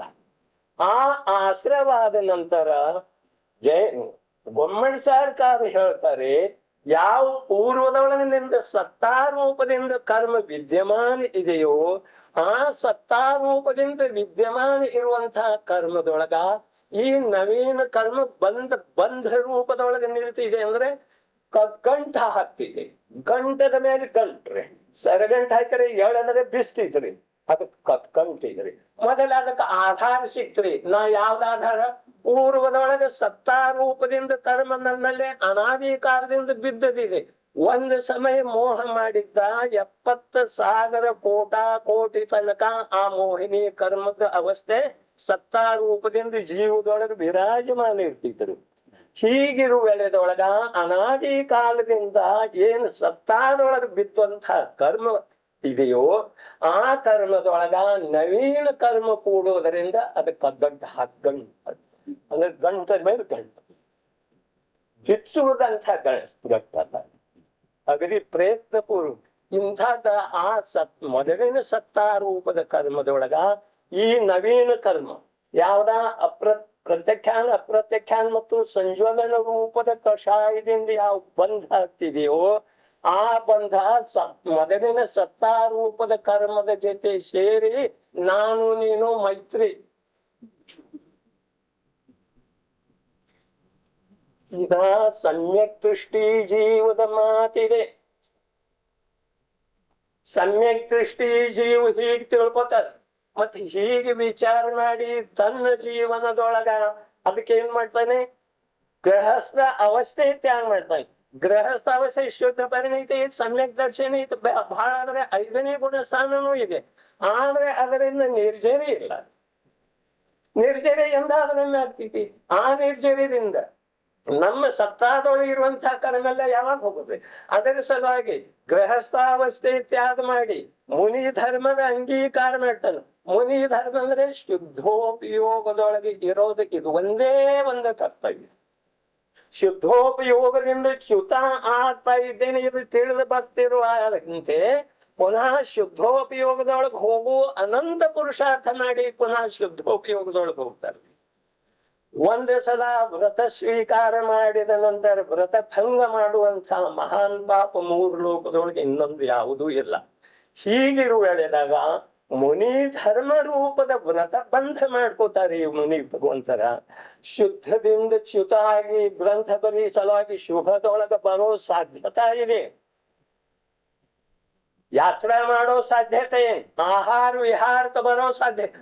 ನಮಗ ಸರ್ವಜ್ಞ ಭಗವಂತರ ಪರಿಚಯ ಏನೂ ಇಲ್ಲ, ಮುನಿ ಭಗವಂತರ ಪರಿಚಯ ಏನೂ ಇಲ್ಲ, ನಿಜವಾಗಿ ಶಾಸ್ತ್ರದ ಪರಿಚಯನೂ ಇಲ್ಲ. ಇವೆಲ್ಲದರದ ಪರಿಚಯ ಆಗ್ಬೇಕಾದ್ರೆ ಮೊದಲು ತನ್ನ ಪರಿಚಯ. ನನ್ನ ಪರಿಚಯನ ಇಲ್ಲ ಅಂದ ನಂತರ ಎಲ್ಲದರದ ಪರಿಚಯ ಹೇಗಾಗುತ್ತೆ? ಈಗ ಸಮ್ಯಕ್ ದೃಷ್ಟಿ ಜೀವ ತಳಮಳಿಸ್ತಾ ಇರ್ತಾನೆ. ಈ ಪ್ರಕಾರ ಎಂದಾದರೂ ಒಂದು ಅಂಶ ನಂದ ನಿರ್ಜರೆ ಆಯ್ತು, ಮತ್ತೆ ಎಂದಾದರೂ ಒಂದು ಈ ಕಾಲದೊಳಗ ಆಶ್ರಮ ಮತ್ತು ಬಂದಿ ಎಷ್ಟಾಗ್ತದೆ, ಅದ ಸತ್ತಾದೊಳಗ ಮತ್ತೆ ಬಿದ್ದು ಬಿಡೋದಲ್ಲ, ಅದರದ್ದು ಎಲ್ಲ ಸಂಪೂರ್ಣ ನಿರ್ಜರೆ ಯಾವುದು. ಹೀಗಾದ್ರೆ ನನ್ನ ಕಾರ್ಯ ಆಗುವುದಿಲ್ಲ. ಈ ಗೃಹಸ್ಥಾವಸ್ಥೆಯದೊಳಗ ನನಗೆ ಸಮ್ಯಕ್ ದರ್ಶನ ಪ್ರಾಪ್ತ ಆಗೈತಿ, ಶುದ್ಧ ಪರಿಣತಿ ಅಖಂಡ ಐತಿ, ಮತ್ತ ಎಂದಾದ್ರೂ ಶುದ್ಧೋಪಯೋಗ ಆಗ್ತಾ ಇದೆ. ಇದರಿಂದ ಅಂಶ ಮಾತ್ರ ತೃಪ್ತಿ. ಈ ಮಾತನ್ನ ಪಂಡಿತ್ ಟೋಡರ್ಮಲ್ಲ ಮೋಕ್ಷ ಮಾರ್ಗ ಪ್ರಕಾಶಕದ ಪ್ರಾರಂಭದೊಳಗನ ಹೇಳ್ತಾರೆ. ಅದರ ಸಲುವಾಗಿ ಅವ ಗೃಹಸ್ಥಾವಸ್ಥೆ ತ್ಯಾಗ ಮಾಡ್ತಾನೆ, ಮುನಿ ಧರ್ಮದ ಅಂಗೀಕಾರ ಮಾಡ್ತಾನೆ. ಅಂಗೀಕಾರ ಮಾಡ್ತಾ ಇರುವಂತೆ ನಿಜ ಸ್ವಭಾವ ಸಾಧನೆಯ ಮೂಲಕ 4 ಘಾತಿ ಕರ್ಮಗಳನ್ನು ನಷ್ಟ ಮಾಡಿದ. ಎಲ್ಲಿ ಉಗ್ರ ತಪಸ್ಸು ಮಾಡಿದ, 1000 ವರ್ಷ ತಪಸ್ಸು ಮಾಡಿದ, 10,000 ವರ್ಷ ತಪಸ್ಸು ಮಾಡಿದ, ಎಲ್ಲಿ ಕಥನ ಬರ್ತಿದೆ, ವ್ಯವಹಾರ ಕಥನ್ ತಗೊಂಡು ನಾವು ಕೂತಿದೇವ್ರಿ. ನೋಡ್ರಿ, ಇಂದ ಆಶ್ಚರ್ಯದ ಮಾತು. ಧರ್ಮದ ವ್ಯಾಖ್ಯಾ, ಸರ್ವಜ್ಞ ಪ್ರಣೀತ ಧರ್ಮದ ವ್ಯಾಖ್ಯಾ, ಆಚಾರ್ಯ ಭಗವಂತರ ಅನುಭವಿಕರ ಪ್ರತ್ಯಕ್ಷ ಸರ್ವಜ್ಞ ಭಗವಂತರ ಯಾವ ಪ್ರಕಾರ ಹೇಳಿದರು ಅದರದ ಅಂಶ ಮಾತ್ರ ಇಂದ ಪಂಚಮ ಕಾಲದೊಳಗ ಒಂದು ಅಂಶ ಆದ್ರೂ ಎಲ್ಲಿ ಆದ್ರೆ ಇದೆ ಅಂದ್ರೆ ನಮಗ ಗೋಚರಿಸ್ತಾ ಇದೆ ಅಂದ್ರೆ ಒಂದು ಅಂಶ ಆದ್ರೂ ಧರ್ಮ ಗೋಚರಿಸ್ತಾ ಇದ್ರೆ ನಾವು ಎದಿ ತಟ್ಟಿ ಹೇಳ್ಬೇಕು ಇದು ಧರ್ಮ ಇದೆ ಅಂತ. ನೋಡ್ರಿ, ವಿಚಾರ ಮಾಡೋದ, ಯಾವನಲ್ಲೇ ಧನ ಬಲ ಇದೆಯೋ ಅವ್ ದಾನ ಮಾಡಿ ಧರ್ಮ ಆಯ್ತು ಅಂತ ಹೇಳ್ತಾರೆ. ಯಾವನಲ್ಲೇ ಧನ ಬಲ ಇದೆಯೋ ಅವ್ ದಾನ ಮಾಡ್ತಾನೆ, ಮಂದಿರ ಕಟ್ತಾನೆ, ಯಾತ್ರಾ ಹೊರಡಿಸ್ತಾನೆ, ಪಂಚಕಲ್ಯಾಣ ಮಾಡಿಸ್ತಾನೆ, ಕರೋಡೋ ರೂಪಾಯಿ ಖರ್ಚು ಮಾಡಿ ಧರ್ಮ ಆಯ್ತು ಅಂತ ತೃಪ್ತ. ಇದು ಪಂಚಮ ಕಾಲದ ಮಹಿಮೆ ಐತಿ. ಸರ್ವಜ್ಞ ಭಗವಂತರ ವಿರಾಧನೆ ಇದಕ್ಕಿಂತ ಹೆಚ್ಚು ಇನ್ನೇನ್ ಮಾಡೋದು. ಹೋಗ್ಲಿ, ದೇಹ ಬಲ ಯಾವ ಇದೋ, ಯಾವನಲ್ಲೇ ದೈಹಿಕ ಬಲ ಐತಿ, ಶಾರೀರಿಕ ಬಲ ಐತಿ, ಅವ ಏನ್ ಮಾಡ್ತಾನೆ, ಬಾಹ್ಯ ಕ್ರಿಯಾಕಾಂಡ ಮಾಡ್ತಾನೆ, ಎದ್ದು ಹೋಗಿ ಮುನಿ ಧರ್ಮ ಸ್ವೀಕಾರ ಮಾಡ್ತಾನೆ. ಮತ್ತ ಅಲ್ಲಿ ಏನ್ ಮಾಡ್ತಾನೆ, ಈ ಬಾಹ್ಯ ಕ್ರಿಯಾಕಾಂಡ ಮಾಡಿ ಧರ್ಮ ಆಯ್ತು ಅಂತ ಹೇಳಿ ಅಂತ ಮಂದಿರಕ್ಕೆ ಹೋಗೋದ, ವ್ರತ ತಗೊಳ್ಳೋದ, ಅಷ್ಟಕ ಮಾಡೋದ, ಪೂಜಾ ಮಾಡೋದ, ಯಾತ್ರಾ ಮಾಡೋದ, ಇಲ್ಲ ಕೊನೆಗೆ ಮುನಿ ಧರ್ಮ ಸ್ವೀಕಾರ ಮಾಡೋದು. ಮುನಿ ವೇಷದಿಂದ ಧರ್ಮ ಆಗ್ಬೇಕು, ಮುನಿ ಧರ್ಮದಿಂದ ಧರ್ಮ ಆಗ್ತೈತಿ. ನಾವು ಇದನ್ನ ತಿಳ್ಕೋದಿದ್ರೆ ನಮ್ಮ ಜೀವನ ನಿರರ್ಥಕ್ರಿ. ಆಗಮ್ ತೆಗೆದು ನೋಡುದ, ನಮ್ದು ಮಹಾನ್ ಪಾಪ ಭಾವನಾ ಇಲ್ಲ ನಿಮ್ಮನ್ನ ದಾರಿ ಬಿಡಿಸ್ಬೇಕಂತ ಹೇಳಿ. ನಾ ದಾರಿ ಬಿಡಬಾರ್ದು, ಇದು ನಂದು ಪ್ರಥಮ ಉದ್ದೇಶ ಇರ್ತದೆ. ನೀವು ಬೇಕಾದ್ರೆ ವಿರುದ್ಧ ತಿಳ್ಕೊಂಡ್ರೂ ಅಡ್ಡಿ ಇಲ್ಲ, ಯಥಾರ್ಥ ತಿಳ್ಕೊಂಡ್ರೂ ಅಡ್ಡಿ ಇಲ್ಲ. ನೀವ್ ಏನ್ ತಿಳ್ಕೊತೀರಿ ಅದರ ಫಲ ಸ್ವಯಂ ನಿಮ್ಮ ಜೀವ ಭೋಗಿಸ್ಬೇಕು. ನಾನು ಯಾವ ಪರಿಣಾಮದಿಂದ ಹೇಳ್ತಾ ಇದ್ದೇನೆ, ಯಾವ ಪರಿಣಾಮದಿಂದ ವಿಚಾರ ಮಾಡ್ತಾ ಇದ್ದೇನೆ, ಯಾವ ಪರಿಣಾಮದಿಂದ ಚಿಂತನೆ ಮಾಡ್ತಾ ಇದ್ದೇನೆ, ಅದರದ ಫಲ ನನಗೆ ಸ್ವಯಂ ಸಿಗುದು. ಯಾರ ಫಲ ಯಾರಿಗೂ ಸಿಗುವುದಿಲ್ಲ. ಪ್ರತಿಯೊಂದು ಜೀವದ ಪರಿಣಾಮದ ಫಲ ಆಯಾ ಜೀವಕ್ಕನ ಸಿಗೋದಿದೆ. ಅದರ ಸಲುವಾಗಿ ದೈಹಿಕ ಬಲ ಇದ್ದವ ಬಾಹ್ಯ ಕ್ರಿಯಾಕಾಂಡ ಮಾಡಿ ಧರ್ಮ ಆಯ್ತು ಅಂತ. ನೋಡ್ರಿ, ಧನ ಬಲ ಇದ್ದವ ದಾನ ಮಾಡಿ ಧರ್ಮ ಆಯ್ತಂತ. ದೇಹದ ಬಲ ಇದ್ದವ ದೈಹಿಕ ಕ್ರಿಯಾಕಾಂಡ ಮಾಡಿ ಧರ್ಮ ಆಯ್ತು.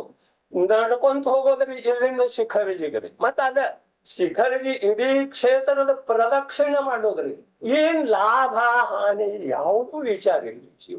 ಅನುಕರಣ ಪದ್ಧತಿ ನಾ ಧರ್ಮದ ನಿಂದೆ ಮಾಡ್ತಾ ಇಲ್ಲ, ನಮ್ಮ ಅಜ್ಞಾನದ ನಿಂದೆ, ನನ್ನ ಅಜ್ಞಾನದ ನಿಂದೆ ನಾನು ಮಾಡ್ಕೊಳ್ತಾ ಇದ್ದೇನೆ. ನಿಮ್ಮಲ್ಲಿ ಅದು ಇರ್ಲಿಕ್ಕಿಲ್ಲ, ನಾನು ಅದನ್ನ ಹೇಳಲಿಕ್ಕೂ ಹೊರಟಿಲ್ಲ. ಆದ್ರೆ ನನ್ನ ಅಜ್ಞಾನದ ನಿಂದೆ ನಾನ್ ಮಾಡ್ಕೊಳ್ಳೋದಿದೆ. ಈ ಪ್ರಕಾರ ನಾವು ಧರ್ಮದ ವ್ಯಾಖ್ಯಾ ಮಾಡ್ತಾ ಇದ್ದೇವೆ. ಧನ ಬಲ ಇತ್ತು ಅಂದ್ರೆ ದಾನ ಮಾಡಿ ಧರ್ಮ ಆಯ್ತು ಅಂತ ಹೇಳಿ ತೃಪ್ತರಿ, ನನ್ನ ಜೀವನ ಸಾರ್ಥಕ. ದೈಹಿಕ ಬಲ ಇತ್ತು ಅಂದ್ರೆ ಬಾಹ್ಯ ಕ್ರಿಯಾಕಾಂಡ ಮಾಡಿ ಧರ್ಮ ಆಯ್ತು ಅಂತ ಹೇಳ್ತೀವಿ. ವೇಷ ಧಾರಣ ಮಾಡ್ತೇನ್ರಿ. ಈ ವೇಷ ಧಾರಣ ಮಾಡೋದ್ರಿಂದ ಏನ್ ಫಲ ಸಿಗ್ತೈತಿ, ಅಷ್ಟಪಾಹುಡುವುದಿಲ್ಲರಿ. ಕುಂದ ಆಚಾರ್ಯ ಭಗವಂತರ ಸಾಮರ್ಥ್ಯ ನನ್ನಲ್ಲಿ ಇಲ್ಲ ನಿಮಗ್ ಹೇಳ್ಬೇಕಾದ್ರೆ. ಸ್ವತಃ ಅದನ್ನ ತಾವು ಸ್ವಯಂ ಓದ್ಬೇಕ್ರಿ, ಏನ್ ಫಲ ಸಿಗ್ತೈತಿ. ಹೀಗ ಆದ ನಂತರ ಮುಗೀತೇನ್ರಿ. ಇನ್ನೂ ಒಂದು 3ನೇ ವರ್ಗದ ಸಮಾಜ ಇದೆ. ಒಂದು ಧನ ಬಲದಿದೆ, ಒಂದು ಶಾರೀರಿಕ ಬಲದಿದೆ, ಇನ್ನೊಂದು ಸಮಾಜ ಇದೆ. ಯಾವ್ದು ಇರ್ಬೇಕು, ಯಾರಲ್ಲೇ ಕ್ಷಯೋಪಶಮ ಜ್ಞಾನದ ವಿಶೇಷತೆ ಇದೆಯೋ ಅವರು ಮಾತುಗಳನ್ನ ಹೇಳಿ, ಶಿಬಿರಗಳನ್ನ ನಡೆಸಿ, ಧರ್ಮದ ಪ್ರಚಾರ ಆಯ್ತು ಅಂತ ಹೇಳಿ ತೃಪ್ತ ಅದ.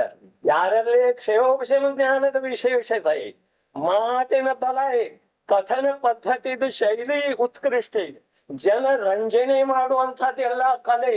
ಅವ್ರು ಏನ್ ಮಾಡ್ತಾ ಇದ್ದಾರೆ, ಈ ವಚನದ ಮೂಲಕ ಧರ್ಮದ ಪ್ರಚಾರ ಆಯ್ತು ಅಂತ ಹೇಳಿ ಅವರು ತೃಪ್ತಿದ ಪಂಚಮ ಕಾಲದ ಹೀಗ ಅವಸ್ಥೆ ಇರುವೆಲ್ಲದೊಳಗ ನಮಗ ನಿಜವಾದ ಧರ್ಮ ಯಾರು ಹೇಳವ? ಧನ ಬಲ ಇದ್ದವ ಒಂದು ಧರ್ಮದೊಳಗೆ ತೃಪ್ತಿ ಇಲ್ಲ, ಶಾರೀರಿಕ ಬಲ ಇದ್ದವ ಆ ಒಂದು ಧರ್ಮದೊಳಗೆ ತೃಪ್ತಿ ಇಲ್ಲ, ವರ್ತಮಾನ ಕಾಲದೊಳಗ ಕ್ಷಯೋಪಶಮ ಜ್ಞಾನದ ವಿಶೇಷತೆ ಇದ್ದವ ಆ ಒಂದು ದೃಷ್ಟಿಯಿಂದ ತೃಪ್ತದ.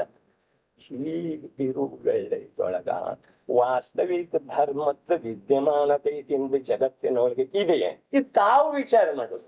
ಎಲ್ಲಿ ವಾಸ್ತವಿಕ ಧರ್ಮದ ವಿದ್ಯಮಾನತೆ ಇದೆಯೋ ಆ ಆಚಾರ್ಯ ಪ್ರಣೀತ ಗ್ರಂಥಗಳನ್ನ ನಾವು ತೆಗೆದು ನೋಡೋದನೇ ಇಲ್ರಿ.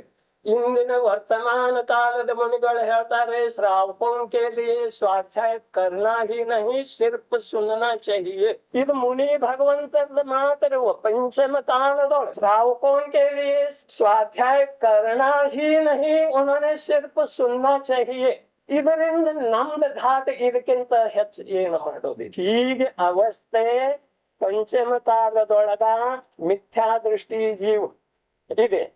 ಇದೇ ಪಂಚಮ ಕಾಲದೊಳಗ ಇಂದಿಗೆ 200-250 ವರ್ಷ ಪೂರ್ವದೊಳಗ ಆದಂತ ಪಂಡಿತ್ ತೋಳರನಲ್ಲ, ಅವ್ರೇನ್ ಹೇಳ್ತಾ ಇದ್ದಾರೆ, ಗೃಹಸ್ಥ ಅವಸ್ಥೆಯ ತ್ಯಾಗ ಮಾಡಿದ್ದಾರೆ. ಅವರಿಗೆ ತೃಪ್ತಿ ಇಲ್ಲ. ತ್ಯಾಗ ಮಾಡಿ ಮುನಿ ಧರ್ಮದ ಸ್ವೀಕಾರ ಮಾಡಿ 4 ಘಾಟಿ ಕರ್ಮಗಳನ್ನ ನಷ್ಟ ಮಾಡಿದ ನಂತರ ಅವರಿಗೆ ತೃಪ್ತಿ. ಹೀಗಿರುವೆಲ್ಲದೊಳಗ ನಾವ ಮಿಥ್ಯಾತ್ವ ಅವಸ್ಥೆದೊಳಗ ಯಾವುದರೊಳಗೆ ಈಗ ದೃಷ್ಟಾಂತ ಏನ್ ಬಂದಿದ್ದೀರಿ? ಏನ್ ದೃಷ್ಟಾಂತ ಬಂದಿದ್ದೀರಿ? ಹೋದ್ಸಲ ಚಪಾತಿ ಮಾಡುವ ದೃಷ್ಟಾಂತ ಹೌದ್ರೆ. ಈ ಚಪಾತಿ ಮಾಡುವ ದೃಷ್ಟಾಂತ ಹೋದ್ಸಲ ಹೇಳಿದ್ರಿ. ಅದರ ಸಲುವಾಗಿ ನಾವು ಯಾವ್ಯಾವ ಪ್ರಕಾರ ವಿಚಾರ ಮಾಡ್ಕೊಂಡು ಬಂದಿದ್ದೀವಿ ಮನುಷ್ಯನು. ಇದನ್ನ ಬೇಲನ್ ಇದೆ, ಅದಕ್ಕೆ ಕನಕ ಇಟ್ಟಿವಿ. ಕನಕ ಇಟ್ಟ ನಂತರ ಆ ಬೇಲನ ಚಪಾತಿಯನ್ನು ಮಾಡ್ತಿದ್ದೇವೆ. ಇದು ಮೊದಲನೇ ಕನಕ ಇಟ್ಟು ಅದರ ಮೇಲೆ ಬೇಲನ್ ಇಟ್ಟು ಅದ ಸ್ವಯಂ ಚಪಾತಿ ಮಾಡ್ಲಿಲ್ಲ. ಹಾಗಾದ್ರೆ ಇದು ಒಂದು ನಿರ್ಣಯ, ನಮಗೆ ವಿಕಲ್ಪದ ಪೂರ್ವಕ ನಿಶ್ಚಿತ ನಿರ್ಣಯ ಬೇಕು. ಬೇಲನದಿಂದ ಅಥವಾ ಕೆಳಗಿನ ಪಾಠದಿಂದ ಚಪಾತಿ ಆಗುವುದು. ಇದು ತಮ್ಮ ಅಂತರಂಗದೊಳಗ ಸ್ವಪ್ನದೊಳಗ ಕೂಡ ಯಾರೋ ನಮ್ಮಲ್ಲಿ ಉರಿ ನಾಲ್ಗಿ ಮೇಲೆ ಹಿಡಿದ್ರೇನು ಕೂಡ ಬೇಲನದಿಂದ ಚಪಾತಿ ಆಗುವುದಿಲ್ಲ. ಇದು ನಿರ್ಣಯ ಆದ ನಂತರ ನಮಗ್ ಧರ್ಮ ತಿಳಿದಿ ಹೋಗಿದೆ. ಇದು ಆದ ನಂತರ ಈ ಆತ್ಮ ಅರೂಪಿ ಆತ್ಮ, ಅವ್ ಶರೀರ ಇಲ್ಲ, ಕೈ ಇಲ್ಲ, ಕಾಲಿಲ್ಲ, ಕಣ್ಣಿಲ್ಲ, ಏನೂ ಇಲ್ಲ. ಆ ಅರೂಪಿ ಆತ್ಮ ಚಪಾತಿ ಮಾಡೋ ಸಾಧ್ಯತಾ ಇದೆ. ವಿಚಾರ ಮಾಡೋ ಮಾತೈತ್ರಿ. ಅರೂಪಿ ಯಾವ ಪ್ರಕಾರ ಬೇಲನ್ ಇದೆಯೋ ಅದೇ ಪ್ರಕಾರ ಅರೂಪಿ ಆತ್ಮ ಚಪಾತಿ ಮಾಡೋ ಸಾಧ್ಯತೆ ಇದೆ. ನಮಗ ವಿಕಲ್ಪದಿಂದ ಆಗಮದಿಂದ ಹೋದರೆ ಗೊತ್ತಿದೆ, ನಾ ಆತ್ಮ ಇದ್ದೇನು, ಶರೀರದಿಂದ ಇದ್ದೇನೆ, ಎಷ್ಟು ವಿಶ್ವಾಸ ಆಗದಿದ್ರೆ ಹೋಗಿದೆ.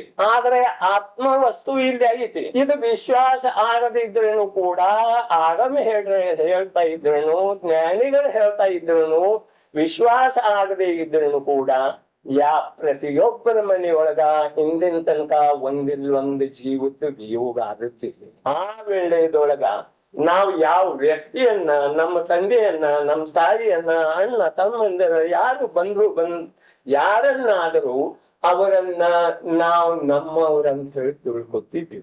ಅವರ ಜೊತೆ 150-60 ವರ್ಷ ತನಕ ಜೀವನ ಸಾಕ್ಷಿದೆ. ಅವರಲ್ಲಿ ಇರುವಂತ ಚೈತನ್ಯ ವಸ್ತು ಹೊರಟು ಹೋದ ನಂತರ ಈ ದೇಹದೊಳಗೆ ನನ್ನ ವಸ್ತು ಇಲ್ಲ, ಇದು ನಿರ್ಣಯ ಆಗ್ತಿದೆ ಅಥವಾ ಇಲ್ಲ. ನಿರ್ಣಯ ಆದ ನಂತರ ಅದ ಶವ ಇದೆ, ಇದು ಮನೆಯೊಳಗೆ ಇಡ್ಲಿಕ್ಕೆ ಯೋಗ್ಯ ಇಲ್ಲ, ಅದ ಸ್ಮಶಾನದ ವಸ್ತು ಇದೆ. ಇಷ್ಟು ನಿರ್ಣಯ ಆಗ್ತಿದೆ ಅಥವಾ ಇಲ್ಲ, ಆಗಿದೆಯೋ ಅಥವಾ ಇಲ್ಲ, ಯಾರಿಗೆ ಇದುವರೆಗೆ ಆಗಿಲ್ಲ. ಹೀಗ ಆದ ನಂತರ ದೇಹದಿಂದ ಆತ್ಮ ಭಿನ್ನ ಇದ್ದಾನೆ.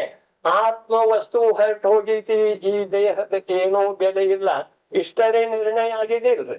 ಇಷ್ಟು ನಿರ್ಣಯ ಆದ ನಂತರ ಅದನ್ನ ಸ್ಮಶಾನಕ್ಕೆ ಸಾಗಿಸ್ತಿದ್ರಿ. ಅದನ್ನು ಉಳಿಸ್ಕೊಳ್ಳೋ ಸಲುವಾಗಿ ಲಕ್ಷಾಂತರ ರೂಪಾಯಿ ಖರ್ಚು ಮಾಡ್ತು. ಏರೋಪ್ಲೇನ್ ತಗೊಂಡ್ ಹೋಗಿ ಅಮೆರಿಕಾದೊಳಗ ಆಪರೇಷನ್ ಮಾಡಿಸ್ತಂತು. 10,000 ರೂಪಾಯಿದ ಇಂಜೆಕ್ಷನ್ ಕೊಟ್ಟು ಏನು ಕೊನೆ ಉಪಾಯ ಮಾಡಿನೂ ಕೂಡ ಆ ಜೀವದ ಆಯುಷ್ಯ ಮುಗಿದ ನಂತರ ಜೀವ ಹೊರಟು ಹೋಯ್ತು. ಅದು ಹೊರಟು ಹೋದ ನಂತರ ಆ ಶರೀರ ನಿಷ್ಪ್ರಯೋಜಕಿದೆ, ಇದು ತಿಳಿತಿದೆ ಇಲ್ಲ. ಸರಿ, ಅದೇ ಪ್ರಕಾರ ನಿಷ್ಪ್ರಯೋಜಕ ಇರುವಂತ ಶರೀರದಿಂದ ಆ ಸತ್ತದ ಶವವನ್ನ ಈ ಬೇಲನ್ ಕೈಯಾಗ ಕೊಟ್ಟ ಇಟ್ರ ಅದು ಚಪಾತಿ ಮಾಡಿ ಹಾಸ್ಯದ ಮಾತಿರ್ಬೇಕು. ನಾವು ಸ್ವಯಂ ಪ್ರಾಕ್ಟಿಕಲ್ ಮಾಡೋದೈತರಿ. ನಮ್ಮ ಜೀವನದೊಳಗ ಸತ್ಯದ ಅಂಶ ಸ್ವೀಕಾರ ಮಾಡೋದೈತರಿ. ಅಂದ್ರೆ ಬೇಲನ್ ಸ್ವತಃ ಚಪಾತಿ ಮಾಡ್ಲಿಲ್ಲ, ಮಾಡ್ತೇನ್ರಿ ಇಲ್ಲ. ಬೇಲನ್ ಸ್ವತಃ ಚಪಾತಿ ಮಾಡ್ಲಿಲ್ಲ, ಕೆಳಗಿನ ಪಾರ್ಟ್ ಆಗ್ಲಿ ಬೇಲನ್ ಆಗ್ಲಿ ಸ್ವತಃ ಚಪಾತಿ ಮಾಡ್ಲಿಲ್ಲ. ಮತ್ತ ಈ ಭಗವಾನ್ ಆತ್ಮ, ಅರೂಪಿಯ ಆತ್ಮ ಅವ್ ಚಪಾತಿ ಮಾಡ್ಲಿಲ್ಲ. ಮತ್ತ ಈ ಜಡ ಶರೀರಿನಿತಿ, ಆ ಜಡ ಶರೀರನು ಚಪಾತಿ ಮಾಡ್ಲಿಲ್ಲ. ಹೀಗ ಮೂರರ ನಿರ್ಣಯ ಮಾಡಿದ ನಂತರ ನಮ್ಮ ಜ್ಞಾನದೊಳಗ, ವಿಕಲ್ಪ ಪೂರ್ವಕ ಜ್ಞಾನದೊಳಗ ಈ ಯಾವ ಪರ ಪದಾರ್ಥದಿಂದ ಈ ಚಪಾತಿ ಆಗುವುದಿಲ್ಲ. ಇಷ್ಟ ನಿರ್ಣಯ ನಮ್ಮಲ್ಲಿ ಸ್ವೀಕಾರ ಆದ ನಂತರ ನಾವು ಪರದೊಳಗ, ಅಂದ್ರೆ ಕೇವಲ ಒಂದು ಚಪಾತಿ ಇದ್ದಲ್ಲ ದೃಷ್ಟಾಂತಿದೆ, ಇದರಂತೆ ಅನಂತ ಪದಾರ್ಥ ಇಲ್ಲ. ನಾ ಮನೆ ಕಟ್ತೇನೆ, ನಾ ಹೊಲ ತಗೋತಾನೆ, ನಾ ಬೆಳೆಸ್ತೇನೆ, ಅಥವಾ ಅನೇಕ ನಾನ್ ಗ್ರಂಥ ಅನುವಾದ ಮಾಡ್ತೇನೆ, ಹೀಗ ಅನಂತ ಅನಂತ ಪದಾರ್ಥದೊಳಗ ಹಸ್ತಕ್ಷೇಪ ಮಾಡುವ ಬುದ್ಧಿ ನಮ್ಗ ನಿಂತು ಹೋಗ್ಬೇಕು. ಇದಿಲ್ಲ, ನಮ್ಮ ಜ್ಞಾನದೊಳಗ ಅದ ಅಂಶ ವಿದ್ಯಮಾನ ಉಳಿಬೇಕು. ಆ ವಿದ್ಯಮಾನ ಅಂಶ ಉಳಿದ ನಂತರ ನಾವು ಯಾವ ವೇಳೆದೊಳಗ ತಪ್ಪಿ ಅಪರಾಧ ಮಾಡ್ತಾ ಇರ್ತೇವೆ. ಈ ಪದಾರ್ಥವನ್ನ ನಾನು ತಿದ್ದೋ ಸಾಧ್ಯ ಇದೆ, ಅದನ್ನ ರಿಪೇರಿ ಮಾಡೋ ಸಾಧ್ಯ ಇದೆ, ಅದನ್ನ ತಗೊಂಡ ಮಕ್ಕಳಿಗೆ ಉಪಯೋಗ ಮಾಡುವ ಸಾಧ್ಯತೆ ಇದೆ. ಈ ಪ್ರಕಾರ ಏನೇನೋ ಅನಂತ ಅನಂತ ಉಪಯೋಗ ಹಚ್ತೇವೆ, ಅನಂತ ವಿಕಲ್ಪ ಮಾಡ್ತೇವೆ.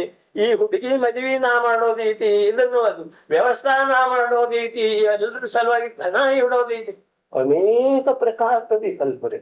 ನನ್ನ ಮೇಲೆ ಯಾವುದೇ ಆರೋಪ ಬರೋದು ಅಲ್ಲ. ಮೂರ್ಖ ನೀ ಯಾರಪ್ಪ ಆರೋಪ ನಿನ್ ಮೇಲೆ ಬಂದು ಮದುವೆ ಮಾಡ್ಕೊಂಡ ಮತ್ತೆ ಹೆಂಡತಿ ವ್ಯವಸ್ಥೆ ಮಾಡ್ಲಿ.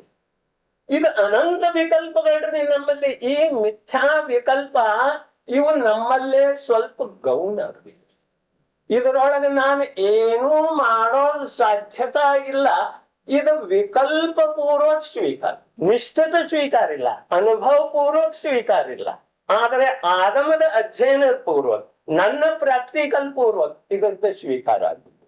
ಇದರದ ಸ್ವೀಕಾರ ಆದ ನಂತರ ನಿರ್ಣಯ ಏನಾಗ್ತಿದ್ರಿ, ಯಾವುದೇ ಪದಾರ್ಥದಿಂದ ಯಾವುದೇ ಪದಾರ್ಥದೊಳಗ ಅಂಶ ಮಾತ್ರ ಕಾರ್ಯ ಆಗುವುದಿಲ್ಲ. ಇದು ನಮ್ದು ಸ್ವೀಕಾರ ಆದ ನಂತರ ನಾವು ಬಾಹ್ಯದೊಳಗ ಯಾವ ಉಪದ್ಯಾತ ಮಾಡ್ತಾ ಇದ್ದೇವೆ, ಯಾವ ಕಾರ್ಯ ಮಾಡ್ತಾ ಇದ್ದೇವೆ, ಯಾವ ಕಾರ್ಯದ ಮಾಧ್ಯಮದಿಂದ ಧರ್ಮ ಅಂತ ಹೇಳಿ ತಿಳ್ಕೊಳ್ತಾ ಇದ್ದೇವೆ, ಯಾವ ಕಾರ್ಯದ ಮೂಲಕ ಕುಟುಂಬಕ್ಕೆ ಹಿತ ಮಾಡ್ತೇನೆ ಅಂತ ಹೇಳಿ ತಿಳ್ಕೊತೇನೆ, ಯಾವ ಕಾರ್ಯದಿಂದ ಮನೆ ಗುಡಿ ಗುಂಡಾರಗಳನ್ನ ಕಟ್ಟಿಸಿ ಸಮಾಜಕ್ಕೆ ಉಪಯೋಗ ಆಗ್ತೇನೋ ಅಂತ ಹೇಳಿ ತಿಳ್ಕೊತೇನೆ.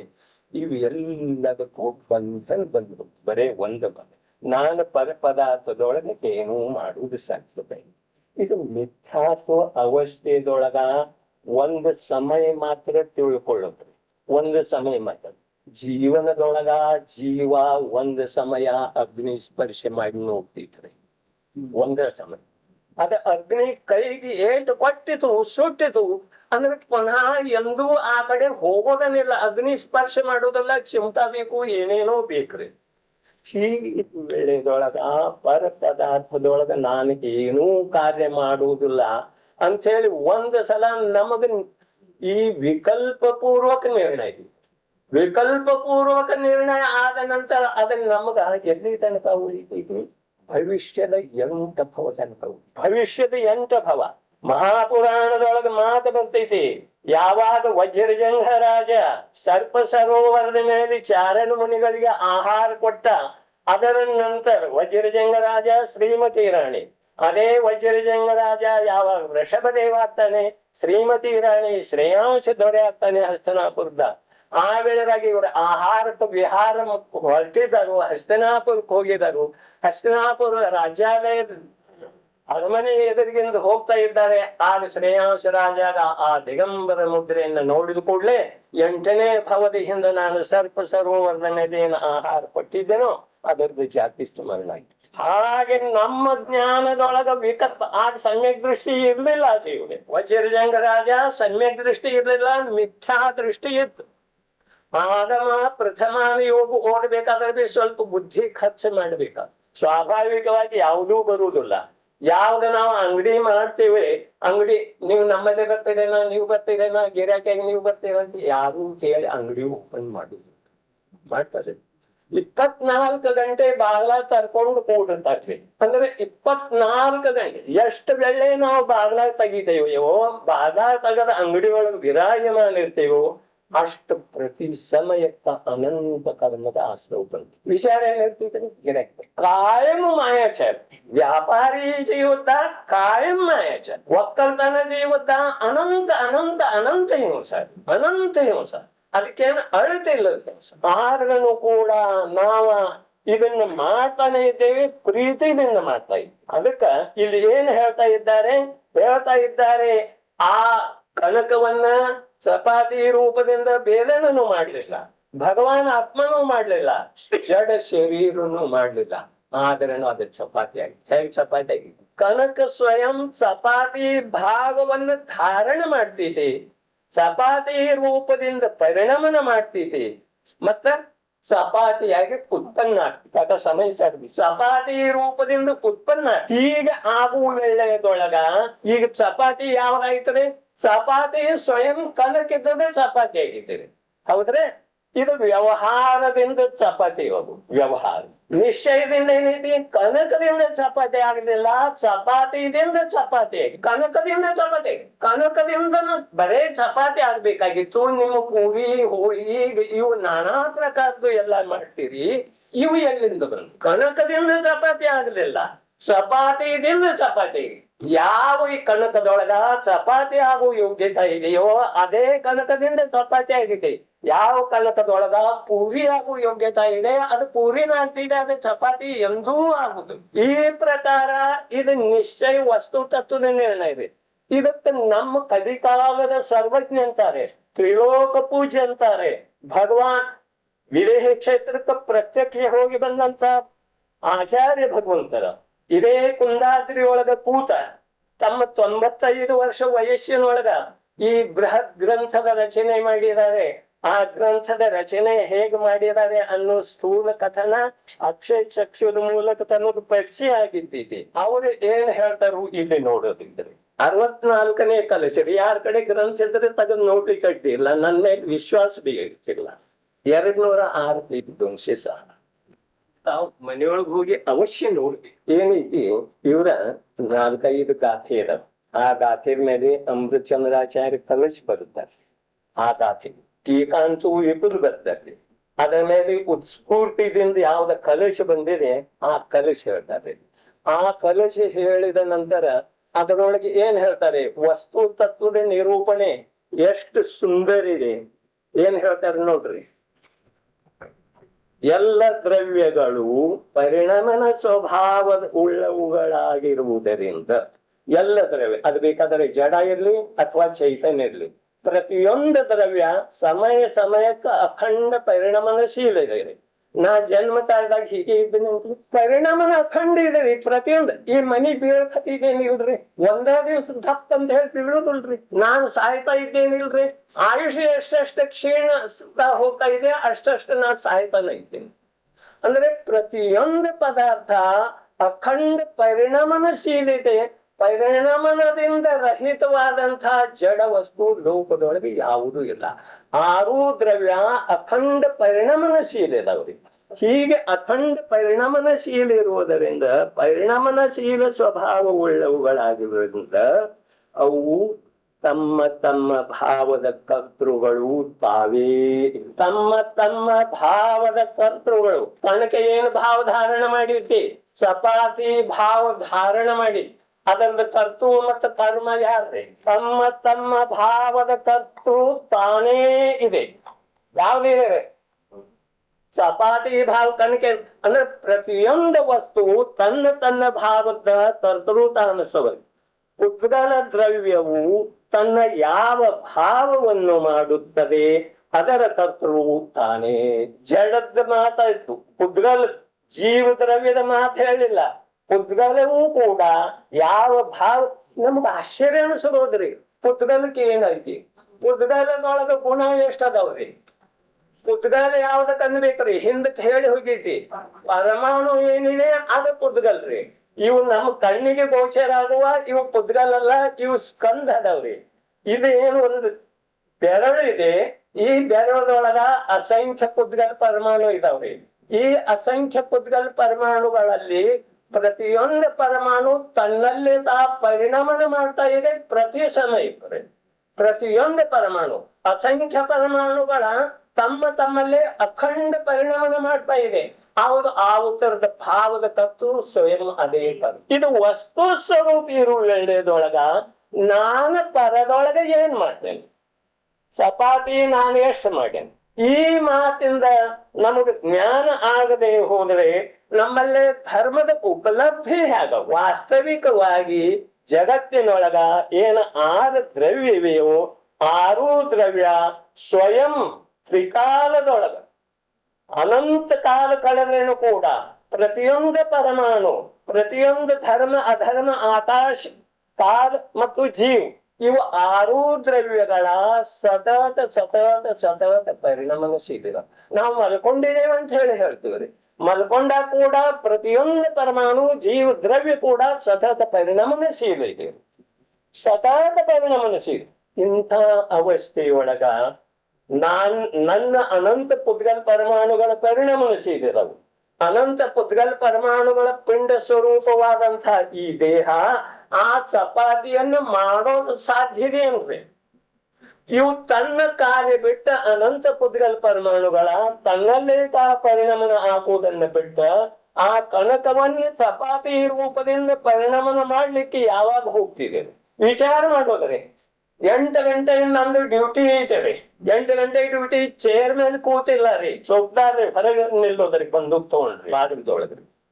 8 ಗಂಟೆ ನಂತರ ನಾನು ಅಲ್ಲಿ ಹೋಗಿನೋ ಇಲ್ಲಿ ಹೋಗಿದ್ದೀನೋ ಅಂದ್ರೆ ನಡೀತಿದೆ ಅಂದ್ರೆ ಅಷ್ಟೊಳಗೆ ಕಳುವಾಗಿ ಹೋಗ್ತಿದ್ವಿ ಬ್ಯಾಂಕ್. 8 ಗಂಟೆ ಸೋಗ್ತಾರ, ಕುರ್ಚಿ ಇರುವುದಿಲ್ಲ, ನಿಂತಿರ್ಬೇಕಾಗ್ತಿದ್ರಿ ಕಾವಲ. ಏನಾರ ಸಂದೇಹ ಕಂಡು ಬಂತ ತತ್ಕಾಲ ಅವನ ಮೇಲೆ ಧಾವಿಸ್ಬೇಕಾಗ್ತೀವಿ. ಖುಷಿ ಹಾಕಿ ಕೂತರೆ ಸೋಗ್ತಾರನ ಕಾರ್ಯ ಆಗ್ಲಿಲ್ಲ ಅದ್ರಿ. ಈ ಪ್ರಕಾರ ಪ್ರತಿಯೊಂದು ಪರಮಾಣು ಜಡ ಚೈತನ್ಯ ಪ್ರತಿಯೊಂದ ತನ್ನಲ್ಲೇ ಸಮಯ ಸಮಯಕ್ಕೆ ಪರಿಣಾಮಶೀಲ, ತನ್ನ ಕರ್ತವ್ಯದೊಳಗ ಚ್ಯುತಿ ಬಾರದ ಹಾಗೆ ಅಖಂಡ ಕಾರ್ಯ ಮಾಡ್ತಾ ಇರುವಾಗ ಇನ್ನೊಂದು ಪರಮಾಣುದೊಳಗ ಅಥವಾ ಇನ್ನೊಂದು ಚೈತನ್ಯದೊಳಗ ಯಾವ ಕಾರ್ಯ ಮಾಡ್ಲಿಕ್ಕೆ ಅದಕ್ಕೆ ಸಮಯ ಇರಲಿದೆ. ಹೀಗೆ ಸಮಯ ಇಲ್ಲದೆ ಇದ್ರೇನು ಕೂಡ ನಾವು ಇನ್ನೊಂದರೊಳಗ ಕಾರ್ಯ ಮಾಡಿ ತೋರಿಸು ಚಪಲ್ ನಾವು ಜನ್ಮದಾರಭ್ಯ ಇದುವರೆಗೆ ಇದೇನ. ನಾ 6 ತಿಂಗಳದೊಳಗ ಮೋಕ್ಷ ಶಾಸ್ತ್ರ ಅನುವಾದ ಮಾಡಿ ಕೊಡ್ತೇನೆ. ಇದು ಪರ ಪದಾರ್ಥದೊಳಗ ಹಸ್ತಕ್ಷೇಪ ಮಾಡುವ ಸಾಮರ್ಥ್ಯ ನನ್ನ ಆತ್ಮನಲ್ಲೇ ಇದೆ. ಯಾವ ಜಡದೊಳಗಿದೆ, ಯಾವ ಚೈತನ್ಯದೊಳಗಿದೆ ನೋಡ್ರಿ. ಒಂದು ವೇಳೆ ಇದ್ದ ನಂತರ ಕೇವಲಿ ಭಗವಂತರ ಅನಂತ ಚತುಷ್ಟಯದೊಳಗೆ ವಿರಾಜಮಾನ ಇರ್ತಾರೆ. ಕೇವಲಿ ಭಗವಂತರ ತ್ರಿಲೋಕ ಪೂಜೆ ಕೇವಲಿ ಭಗವಂತರಿರ್ತಾರೆ. ಅನಂತ ವೀರ್ಯ ಇರ್ತಿದ್ರು. ನಮ್ಮ ಸಾಮಾನ್ಯ ಬಲ ಇರುವುದಿಲ್ಲ, ದೇಹವಲ್ಲ, ಅನಂತ ವೀರ್ಯ ಇರ್ತಿದ್ರು. ಆ ಅನಂತ ವೀರ್ಯದ ಮೂಲಕ 4 ಅಘಾತಿ ಕರ್ಮಗಳನ್ನು ನಷ್ಟ ಮಾಡಿ ಮೋಕ್ಷಕ್ಕೆ ಯಾಕೆ ಹೋಗ್ಬಾರ್ದು? ವೃಷಭದೇವ 1000 ವರ್ಷ ಕಡಿಮೆ 1,00,000 ಪೂರ್ವ ವರ್ಷ ತನಕ ಸಂವತ್ಸರದೊಳಗೆ ಯಾಕೆ ಕೊಳಿತು ಬಿದ್ದು ಅಂದ್ರೆ ಅನಂತ ವೀರ್ಯ ಸಂಪನ್ನ ಮಹಾಪುರುಷಗ, ಪರಮಾತ್ಮ ಕಾರಣ ಪುರುಷಗ ಯಾವುದೂ ಕಾರ್ಯ ಮಾಡೋದು ಸಾಧ್ಯ ಇಲ್ಲ. ಇಂಥ ವಸ್ತು ಸ್ಥಿತಿ ಜಗತ್ತಿನೊಳಗೆ ಇರುತ್ತಿರುವಾಗ ನಾವು ಕಾರ್ಯ ಮಾಡ್ತೇವೆ ಅಂತಂದ್ರೆ ಕಾರ್ಯ ಮಾಡ್ರೆ ಏನಾಗಬಹುದು? ನಾವ ಒಂದು ವಸ್ತುವಿನೊಳಗ ನಾವು ಹಸ್ತಕ್ಷೇಪ ಮಾಡಿ ಆ ವಸ್ತುವಿಂದ ಯಾವ ಪರಿಣಾಮನ ಆಗೋದಿದೆಯೋ ಅದನ್ನ ನಿಲ್ಲಿಸುವಂತಹ ಸಾಮರ್ಥ್ಯ ಒಂದು ವೇಳೆ ನಮ್ಮ ಹತ್ತಿರ ಬಂತು ಅಂದ್ರೆ ಇಡೀ ವಿಶ್ವದ ವ್ಯವಸ್ಥೆನ ಹಾಳಾಗಿ ಪ್ರತಿಯೊಬ್ಬರು ತಮ್ಮಲ್ಲಿ ಒಂದೊಂದನ್ನ ನಿಲ್ಲಿಸಬೇಕು.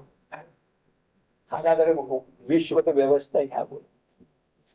ವಿಶ್ವದ ವ್ಯವಸ್ಥೆ ನೋಡ್ಲಿಕ್ಕೆ ಯಾವ ಭಗವಂತ ಇಲ್ಲ, ಯಾವ ಬ್ರಹ್ಮ ಇಲ್ಲ, ಯಾವ ವಿಷ್ಣು ಇಲ್ಲ, ಯಾವ ಮಹೇಶ್ ಇಲ್ಲ. ಪ್ರತಿಯೊಂದು ಅಣು ಪರಮಾಣು ಸ್ವಯಂ ಬ್ರಹ್ಮ ಇದೆ, ಸ್ವಯಂ ವಿಷ್ಣು ಇದೆ, ಸ್ವಯಂ ಮಹೇಶ್.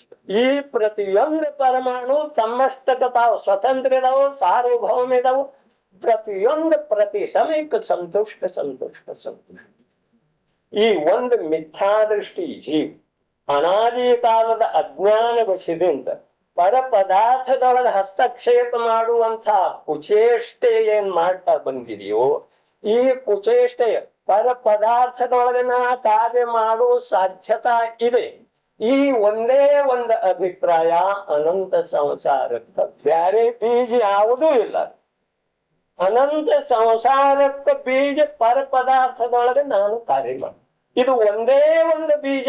ಅದೇ ಬೀಜದಿಂದ ಅನಂತ ಅನಂತ ಅನಂತ ಭವಗಳನ್ನ ಧಾರಣೆ ಮಾಡ್ತಾ ಇದ್ದೇವೆ. ಭವಿಷ್ಯದೊಳಗೂ ಕೂಡ ಅನಂತ ಭವಗಳನ್ನ ಧಾರಣೆ ಮಾಡುವ ಪ್ರಕ್ರಿಯೆ ಮಾಡಬಾರ್ದೀವಿ. ಒಂದು ವೇಳೆ ಮಾಡ್ತಾ ಇದ್ರೂ ಕೂಡ ಆ ಪ್ರಕ್ರಿಯೆ ಮಾಡಬಾರ್ತಾರೆ. ಹೀಗ ಆಗುವುದರಿಂದ ಚಪಾತಿ ಕಣಕದಿಂದ ಚಪಾತಿ ಆಯ್ತು, ಇದು ವ್ಯವಹಾರದ ಕಥನ. ಚಪಾತಿದಿಂದ ಚಪಾತಿ ಆಯ್ತು, ಇದು ನಿಶ್ಚಯದ ಕಥನ. ಹೀಗೆ ವಸ್ತು ಸ್ವರೂಪ ಇರುವ ವೇಳೆದೊಳಗ ನಮ್ಮ ಪಾಠ ಪೇಲನ ಮತ್ತ ಈ ಜಡ ದೇಹ ಭಗವಾನ್ ಆತ್ಮ ಇವರೆಲ್ಲ ಗೆಲ್ಲಬಹುದು. ಚಪಾತಿ ಆತು. ಹಾಗಾದ್ರೆ ನಾನು ಮಿಥ್ಯಾ ಕುಚೇಷ್ಟೆ ಮಾಡ್ತೇನೆ. ಈ ಮಿಥ್ಯಾ ಕುಚೇಷ್ಟೆ ಮಾಡಿದ ಫಲದ ಪರಿಣಾಮದ ಫಲವನ್ನ ಯಾವ ಕುಚೇಷ್ಟೆ ಮಾಡ್ತಾ ಇದ್ದೇನೆ ಇಂದ ಆ ಕುಚೇಷ್ಟೆ ಮಾಡುವಂತಹ ಯಾವ ಪರಿಣಾಮ ಇದೆಯೋ ಆ ಪರಿಣಾಮದ ಫಲವನ್ನ ಭವಿಷ್ಯದ ಅನಂತ ಭವನೊಳಗೆ ನನ್ನ ಜೀವ ಹೋಗಿಸು. ಅದರೊಳಗೆ ಯಾರೂ ಪಾಲುಗಾರರ ಆಗೋ ಸಾಧ್ಯತೆ ಇಲ್ಲ. ನಾವು ಯಾವ ಮಕ್ಕಳ ಸಲುವಾಗಿ, ಯಾವ ಸಮಾಜದ ಸಲುವಾಗಿ ನನ್ನ ಭಗವಾನಾತ್ಮನನ್ನ ಧ್ವಂಸ ಮಾಡಿ ನಿಮಗೆ ಪ್ರವಚನ ಹೇಳ್ತಾ ಇದ್ದನು, ಅದರೊಳಗೆ ನನ್ನ ಅಭಿಮಾನವನ್ನ ಪೋಷಣೆ ಮಾಡ್ಕೊಳ್ತಾ ಇದ್ದನು, ನಿಮಗಿಂತ ಹೆಚ್ಚು ಕೀಳ ಗತಿಗೆ ನಾನು ಹೋಗ್ತಿದ್ದ. ಇದು ವಸ್ತುವಿನ ಸ್ವರೂಪನ ಇದೆ. ಅದನ್ನ ಯಾರೂ ತಪ್ಪಿಸೋದು ಸಾಧ್ಯನೂ ಇಲ್ಲ. ನಾನು ತಪ್ಪಿಸ್ತೇನೆ ಅನ್ನೋದ ಸರ್ವಜ್ಞ ಭಗವಂತರ ಅಧಿಕಾರದೊಳಗೆ ಕೂಡ ಇಲ್ಲ. ಇಂಥ ಕಥನವನ್ನ, ಇಂಥ ವಸ್ತು ಸ್ವರೂಪದ ಮರ್ಯಾದೆಯನ್ನ ನಾವು ಸತತ ಉಲ್ಲಂಘನೆ ಮಾಡಿದ ಪ್ರತಿಫಲವನ್ನ ಈಗ ಅನುಭವಿಸ್ತಾ ಇದ್ದೇವೆ. ಈಗ ಇನ್ನು ಭವಿಷ್ಯದೊಳಗೆ ಇಂಥದ್ದನ್ನ ಕುಚೇತೆ ಮಾಡೋದು, ಇಂಥ ಪರಿಣಾಮನ ಮಾಡೋದು, ಅಥವಾ ನಮ್ಮ ಪರಿಣಾಮದೊಳಗೆ ಏನಾದರೂ ಒಂದು ಅಂಶ ಮಾತ್ರ ನಿರ್ಮಲತೆಯನ್ನು ತಂದುಕೊಳ್ಳೋದು. ನಿರ್ಮಲತೆಯನ್ನು ತಂದುಕೊಳ್ಳೋದಿದ್ರೆ ಈಗ ಈ ಚಪಾತಿಯ ಮಾಧ್ಯಮದಿಂದ ಚಪಾತಿನ ದೃಷ್ಟಾಂತ ಕೊಟ್ಟು ಪ್ರತಿಯೊಂದು ಜೀವಕ್ಕ ಆಹಾರದ ಬದುಕುವುದನ್ನ ಇರ್ತದೆ.